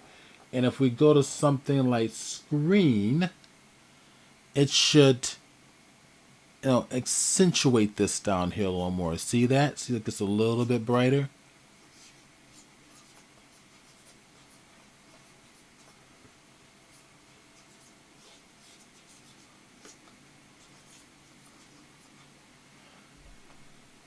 I'm going to hit my E key for the eraser.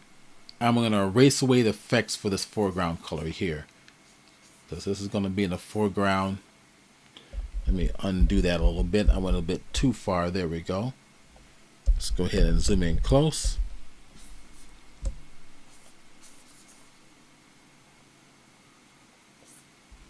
Okay. Now, if you want to add a little extra, realism, filter, blur,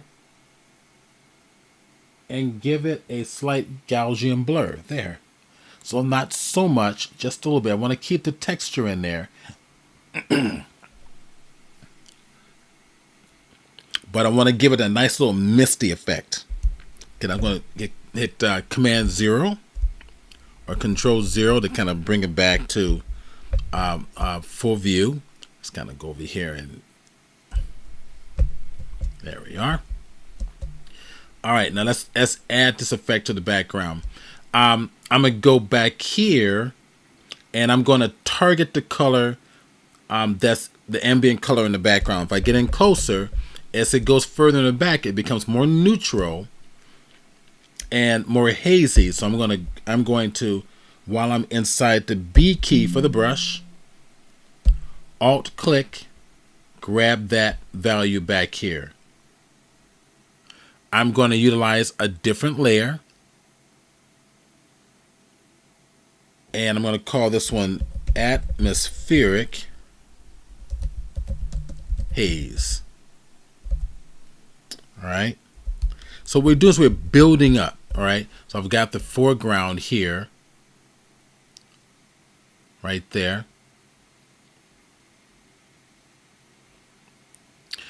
And I'm going to go right over here to the atmospheric haze, and I'm going to start to affect the background. Now, if you take notice, I have everything in layers here. If I go to the basic landscape, that's what I really want to affect. So if I open up that landscape group, I should be able to put this new layer right down here in this group.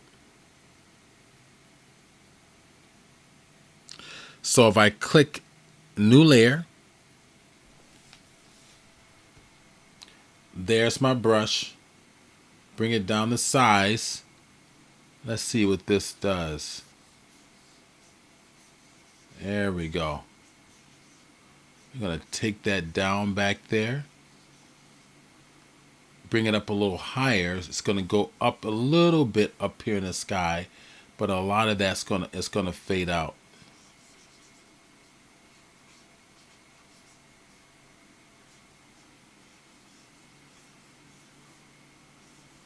Bring it across. Nice subtle haze. Nice big brush.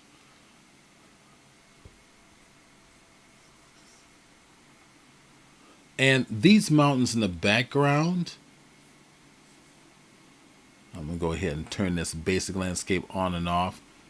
Those are the ones that are really going to be affected.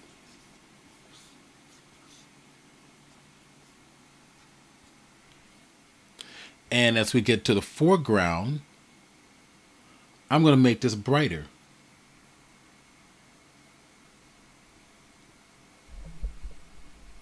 So we're going to go to like a lower level haze in here.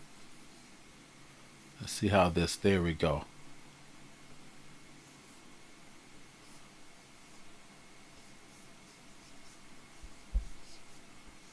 A lower level haze back there. Now don't forget, we can add a little bit of a Gaussian blur, right? So let's go ahead and kind of pull in close so we can see what it looks like. And let's go back to our filter, blur. Let's go to our Gaussian blur.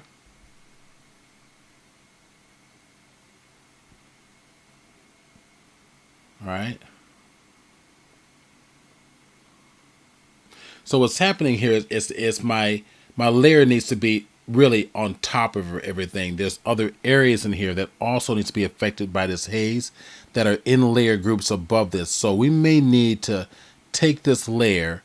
Let's bring it on top for now. The very top, and let's see what it looks like. There we go. Okay. That looks a little better. So a little bit too strong in some areas. So what I will do is go to my eraser tool, E key for the eraser, right click, go get that smoke brush I've got there, right? And then I'm going to make one little modification. I'm going to come over to my brush settings and tell it for the shape dynamics to turn off pin pressure so I can use the full circumference. And then I'm going to save this brush because I didn't do that last time. So new brush, I'm going to call it what you will. I'm going to click OK for now. And I'm going to take this brush and I'm going to just erase out, but using the same texture to erase into it. All right, I'm going to make sure I'm in the right layer. All right. Now, I do not have the brush. I want to hit the E key for eraser. I thought I was an eraser. I was not. Now I'm in eraser. E key for the eraser. Right click and go get that brush right there. So we're still in the eraser. So that one's the wrong brush. I'm going to go grab that cloud brush. That one. Let's see. Where is that one? Let me make sure I've got it. Yeah, that's it. Now it's defaulting back to the brush. And I don't want to do that. The reason it's doing that, because when I saved it, I told it to save. Here, let me show you to you this way. So we're in this brush. Right click, save it. New brush preset. I told it to include the tool settings and include the color. I'm not going to check it. So I want this to be available for all the brushes, which includes my eraser tool. So now I'll click OK. Okay. And now I'm going to go back to my E key for the eraser tool. Right click, and that should be the very last brush there. Or actually it is, yeah, there we go. Okay. Now I can go to my eraser tool. There we go. And take that out of there. So slowly take that out. There we go. And kind of control where that fog is going to be.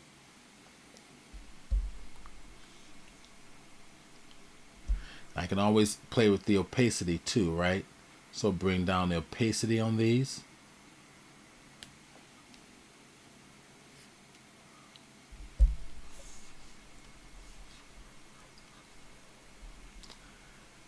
All right, and then this is where I'm going to want to start thinking about bringing in other textures. So if I go back, let's go take a look at some of those textures that we've got.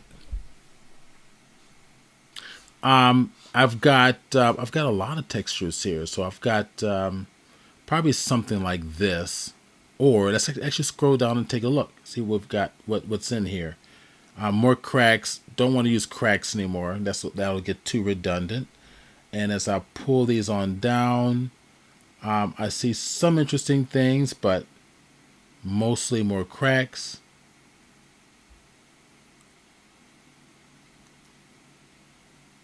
All right, let's go back up to the top. Let's grab that one there. That looks interesting. Drag it down, put it here. And I think what I'm going to do is I'm going to reduce this size. So it's a smart object. There we go. Kind of match the perspective of the cliff. I'm going to play around with this one. Hold the shift key, pull this on over like this. See how that looks. Yeah, I'm liking that better.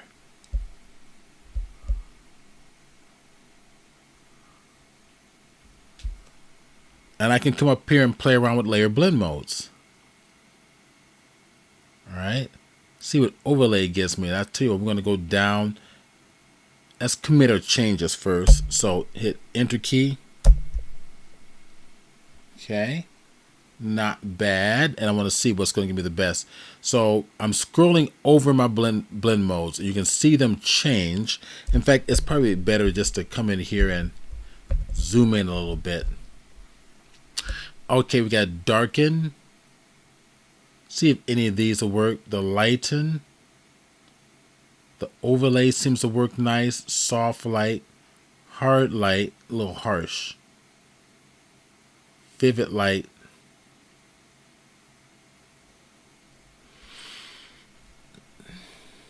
Okay. Not bad. Hit the V key for the move tool. I'm going to move this around. So This is not bad. Let me take a look and see what our screen will give us. Color dodge screen is not bad. I'm going to go to overlay for now. And we're going to give this a layer mask. Alt, click on the third icon from the left. Now we're going to start painting in our effects. So utilizing that same brush, and actually a similar brush, but not the same brush, because I want to go back and I want to grab this one here, right, to get that chalk brush. Okay, let's come over here and let's start on the sides here. Painting on the mask, editing the mask. There we go. Kind of liking this.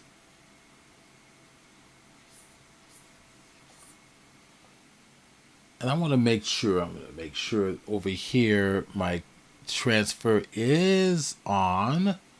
I may have to adjust the opacity just a little bit so I have a little bit more subtlety.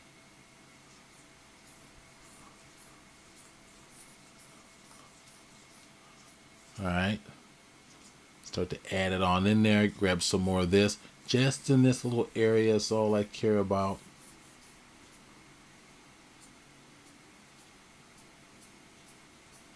See what's happening? We're starting to add some nice little rock effects there. And we'll go back in there and we'll add in, accentuate these crevices as well.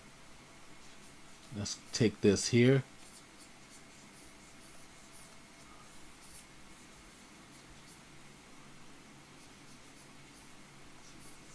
See what this does. So it gets exciting, it gets fun. And let's go ahead. I want to see what this looks like without the mask. So shift click on the mask and see how far I can go here. I can go a little bit more. I'm going to shift click on the mask, bring it back. Let's go ahead and add more detail right at the top here. There we go. And we can start playing around with this. Shift click here again to see where that is. I can put more detail right back here. See, it starts to get fun. So now we can start to build up on this. We can start using that as a reference to start creating. And I can use the same texture here. So if I come over and duplicate this layer, Command J, right? And then let's turn off the mask for now. So shift click on the mask, hit the V key for the move tool, and let's bring it on over to here like so. And I think what I want to do is let's kind of change it up a little bit. So Command T, holding the shift key, I'm going to flip it around. There we go. Look at that. Isn't that interesting? Getting close there. It's interacting in some very interesting ways. So shift key to disconnect that. I want to bring that all the way over. Add some nice little texture right about there. I'm liking this. I'm liking where that's going. Okay. And let's kind of, bring it space bar, bring it up. I'm even liking how this is looking down here in the bottom. So if I turn that off and on, yeah, I'm liking that better for the bottom. So I think I'm going to use this for the bottom section as well. So I'm going to duplicate it again, Command J, and I'm going to pull this shift right down here at the bottom. I'm loving this down here. Now what I'll do is I'll just turn off that mask. In fact, I'm going to fill that mask with black, okay? So black is the background color. So if we go to Command or Control, Delete or Backspace, that'll fill that mask with black. And then I'm going to do the same thing with this one here. Fill that mask with the background color, right? Okay, cool. All right, so let's go start with this one back here. Hit the B key for my brush. Target the mask, all right? And let's get the right brush I want for this one. So I want to, right click and let's bring this on back on over and let's start painting.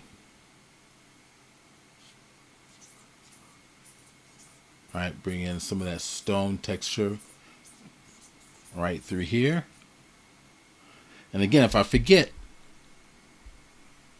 click and release, click and release. I think I may have targeted the wrong one. Let's go. That's the one I want. Okay. All right. Target that layer mask. Since this one's to the left, I'm going to bring this to the top. I'm just going to bring the whole layer just to the top. There we go. That'll make it easier for me to work. Target the mask itself. Adjust the brush size.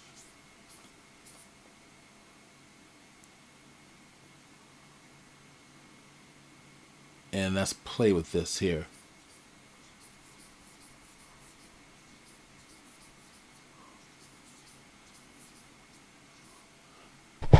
I'm going to hit shift click. I think I'm liking it better up in here for this. There we go. Shift click again.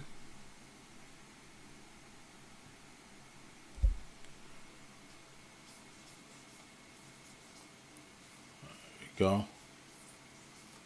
I'm going to modify those edges a little bit. That's no big deal. Now let's go down to the one on the bottom and start editing these clips here. So let's go ahead. I'm just playing. I'm just experimenting. I'm bringing them on in. So I'm rotating the brush. Well, not rotating. I'm tilting the brush. It's getting close. So I'm tilting the brush, matching the direction. See that? I'm working fast. And I can very quickly, after applying, painting techniques from hand, now I can start to paint in the detail and texture that I'm looking for. Yeah. There we go. That's much better. All right. That's a little nicer detail.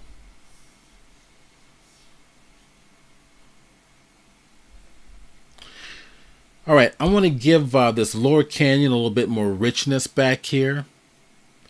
Let's go back up here and let's find out where that arrow is I had placed in there. If you can ever find something, what you do is hit your V key, Command or Control click. I should be able to target it right there. And there it is. That's not it. It's the haze is being targeted there. So if I kind of pull this on down, let's see, what do we got here? We got a, well, we'll find it. This haze here, I'm thinking could probably use a little bit more of that bluish color of the water there, just a little bit. So if that's the case, we can always use our hue and saturation technique. And that's Command U on your keyboard. If we give it colorize, it's going to tint that color, right? Right now it's tinting it kind of yellow. But if I pull this around, see what I can do there? I can something like that. Adjust the brightness if I want to. There we go. That takes on more of that color down there.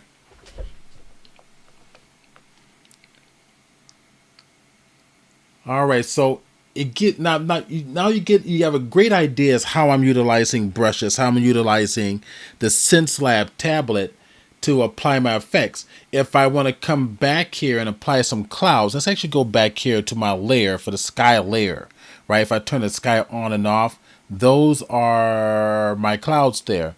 So if I open that up, add in a new layer, I can paint in more clouds if I want to. So I think what I'll do is I'll target, let's go get the correct brush first. So B key for the brush, right click, hovering above my pad. Let's go and get that nice little brush. I think it was right there. That's it. Okay. And I target it on the actual color, but the background color, I think I'm going to give it a little bit more brightness. Let's say I'm going to target this cloud color again, but pull up the brightness a little bit. Just a little brighter, and click OK. Let's see how it looks. Okay, that's better. So with that brush, I believe I have, just to make sure, I've got for my brush settings, yeah, color dynamics is selected. So that's going to help.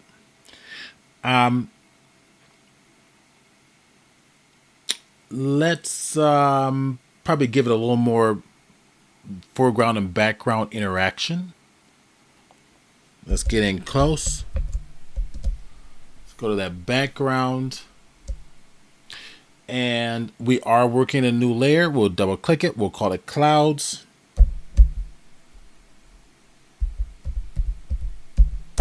There we are. And we're just going to play. All right.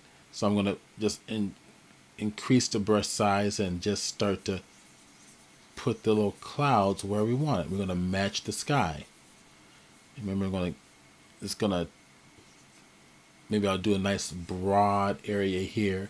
Keep painting over it until it starts to build up and build up. And I can, get the clouds to come off to the side. See, it's looking like the clouds that are there. So just pay attention. Use those clouds that are there as references. I'm going to kind of pull this on back. I'm going to add a little more build up right in here. Just gently build up.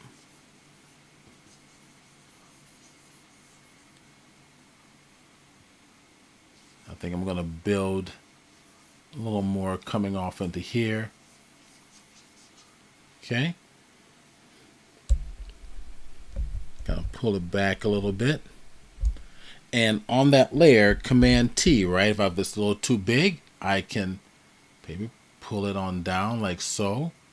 Maybe we'll do something right, hovering right up and go behind that there. Shift, break it up, stretch it out. Utilizing our little water, remember that was water splashes altered into a brush. I can build up a little more here.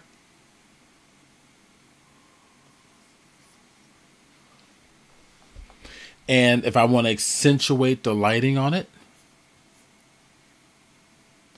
I can change the brush blend mode to screen, which is going to accentuate the highlights. So we're looking at this, the lighting's coming from the right, from the left. All right. And if I come over here and start to just build up those lighting effects from this left.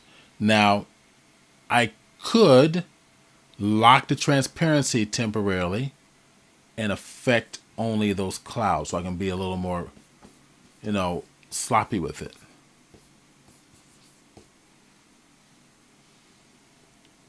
See where we're going with this? All right, so now I'll go back to normal blend mode and I'll start working with my clouds again. So I'll add probably some little wispiness up in here. Oops, you gotta turn off the actual transparency lock. There we go.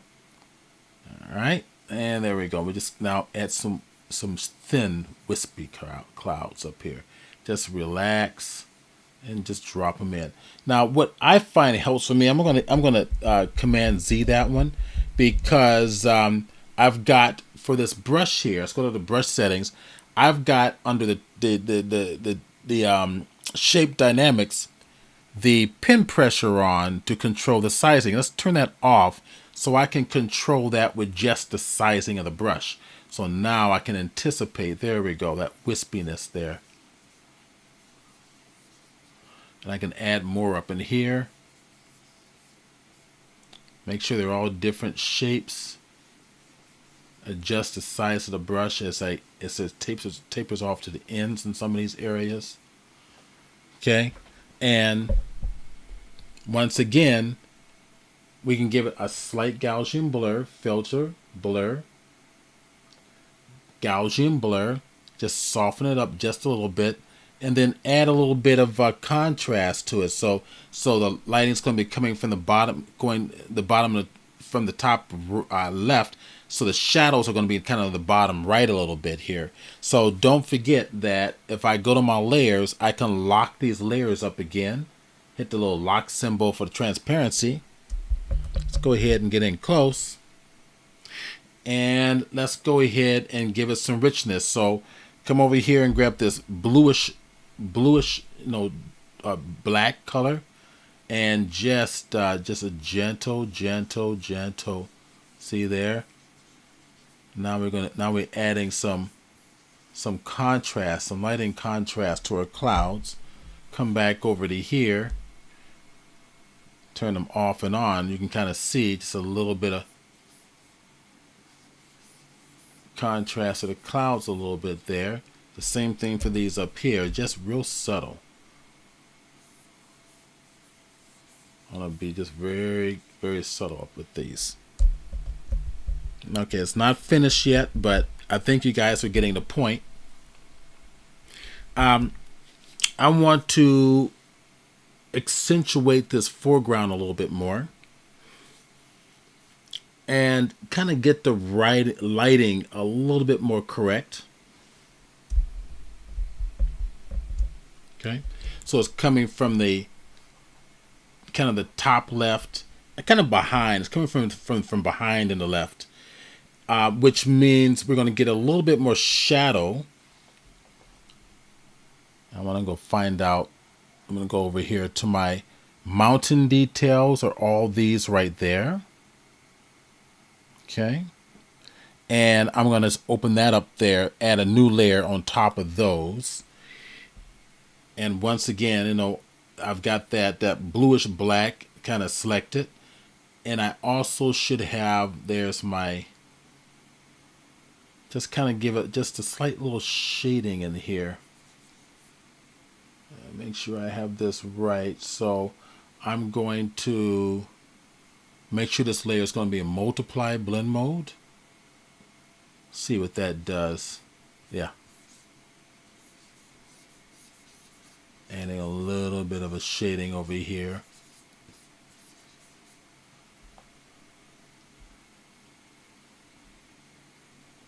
We turn that off and on, off and on.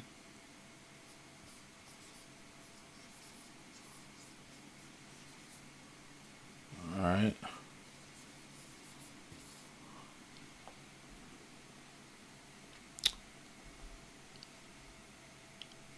I've got opacity down pretty low. And also I've got other effects happening above it, and that's fine. This haze is actually overpowering it just a little bit. So it's possible I might want to do a second one. So I'm going to go above all that haze, which is at the top here. So I'm going to just put a new layer at the top. It can get a little messy, right? And just give it a little multiply blend mode. I don't want to lock that. Open it up, go to multiply blend mode. There we go.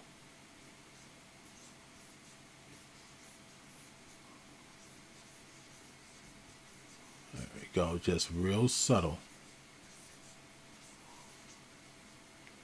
Okay, pull this down back here, a little richer.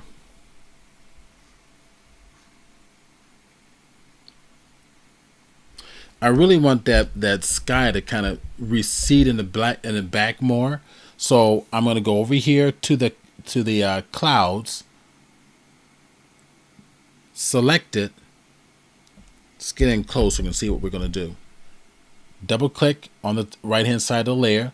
That's going to open up my layer styles box. Let's go ahead and give this a color overlay. Let's bring this on down. Let's target the color that we're going to overlay. That's going to be the haze back there.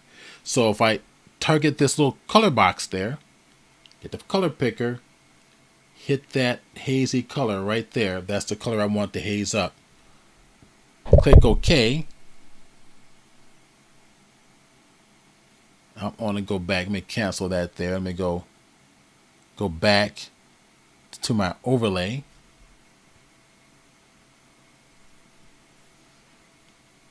And we're going to add that effect back there. Kind of let that recede in the haze a little bit more. That helps some of the clouds in the foreground to pop out forward. Okay. Not done, but we're not going to finish. But this, it gives you an idea how I'm using this Xencelab to actually, create these very practical brushes that's going to help us build a scene. So I've got a lot of work to do on this one. Things are still, fading into one another. I need to separate this mid-ground from the foreground, from the background a little bit better. But still, the whole purpose of this is just to show you how you can take brushes, utilize the Xencelab, some of the nicer features like applying your resizing of your brush to your top button, how to use various brushes in some creative ways. Let's go over here and take a look at the water real quick. There's my water, right? And let's add right on top of that water. I think what I'm going to do is add another layer. And let's go ahead and give that layer something like a color dodge blend mode. Let's go sample the brighter colors right down here. So that I want to make sure that I have a different brush, right? So right click, let's go back and get this square brush that we've got, this chalk brush. Okay, so color dodge and just, that's too strong, right? Way too strong. So maybe what I'll do instead is go to something like a screen. Also bring down the opacity to almost 50%, right? So I can I'm rotating the brush, right? So as I look at the waterfall here, I want to kind of accentuate this.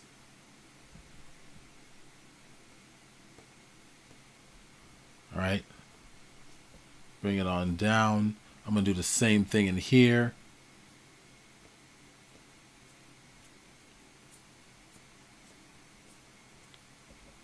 And I'm going to do the same thing here. Always a low. That's where.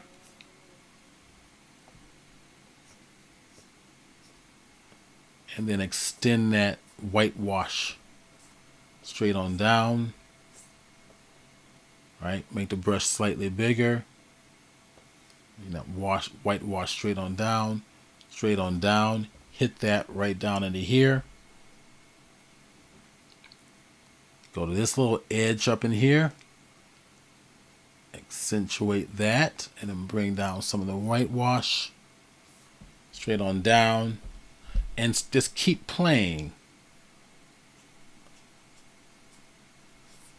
Here, right? You can just keep playing. And even with this, I can go to my filter, we can go to blur, and we can go to motion blur, right? So if I bring this distance stronger, you can see it's blurring it from side to side.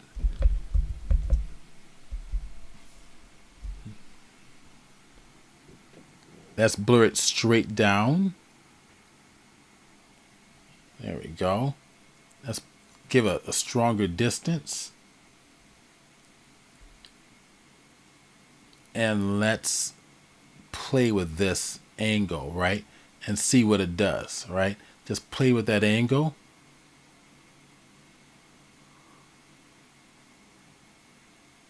I don't want it that much. It's too strong. There we go. Just a little bit. So we got a lot of work to do. Go back in here and bring in more of the darker areas to separate that out. We can still do that. If I come over here and maybe go to a darker, some of the more of the darker blues in here. It starts to get a little stronger.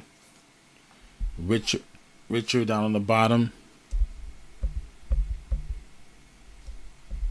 Still got a lot of work to do, but it gives you an idea where we're going with this, right? What's possible when you can actually create utilizing the Xencelab pens and the styluses. They're absolutely wonderful. I love the sensitivity. It seems like I can go really light or really strong, and I'm not losing control of my stroke. It's absolutely beautiful. So I hope you guys, I hope everybody enjoyed this presentation. It's a lot of fun working these things out. It takes a lot of time to kind of build these little concept pieces. Can't do it within an hour or so, but you have a very good idea as to where we're going, right? And I can put some overlays that'll probably help this out. So in fact, let me share that with you real quick before we go. So if I come to the very top, my top layer, and add in a new layer here, I Command J that one. I want to hold my Control Alt Shift and N. Well, what could I do? Oh heck, I can probably come back here and set that up for one of my shortcuts for my for the actual Quick Keys remote, right? Okay, so we come over to the Quick Keys remote, go to the second one, which is right here, okay, and we're going to go to Keystroke, and this is going to be Create New Layer.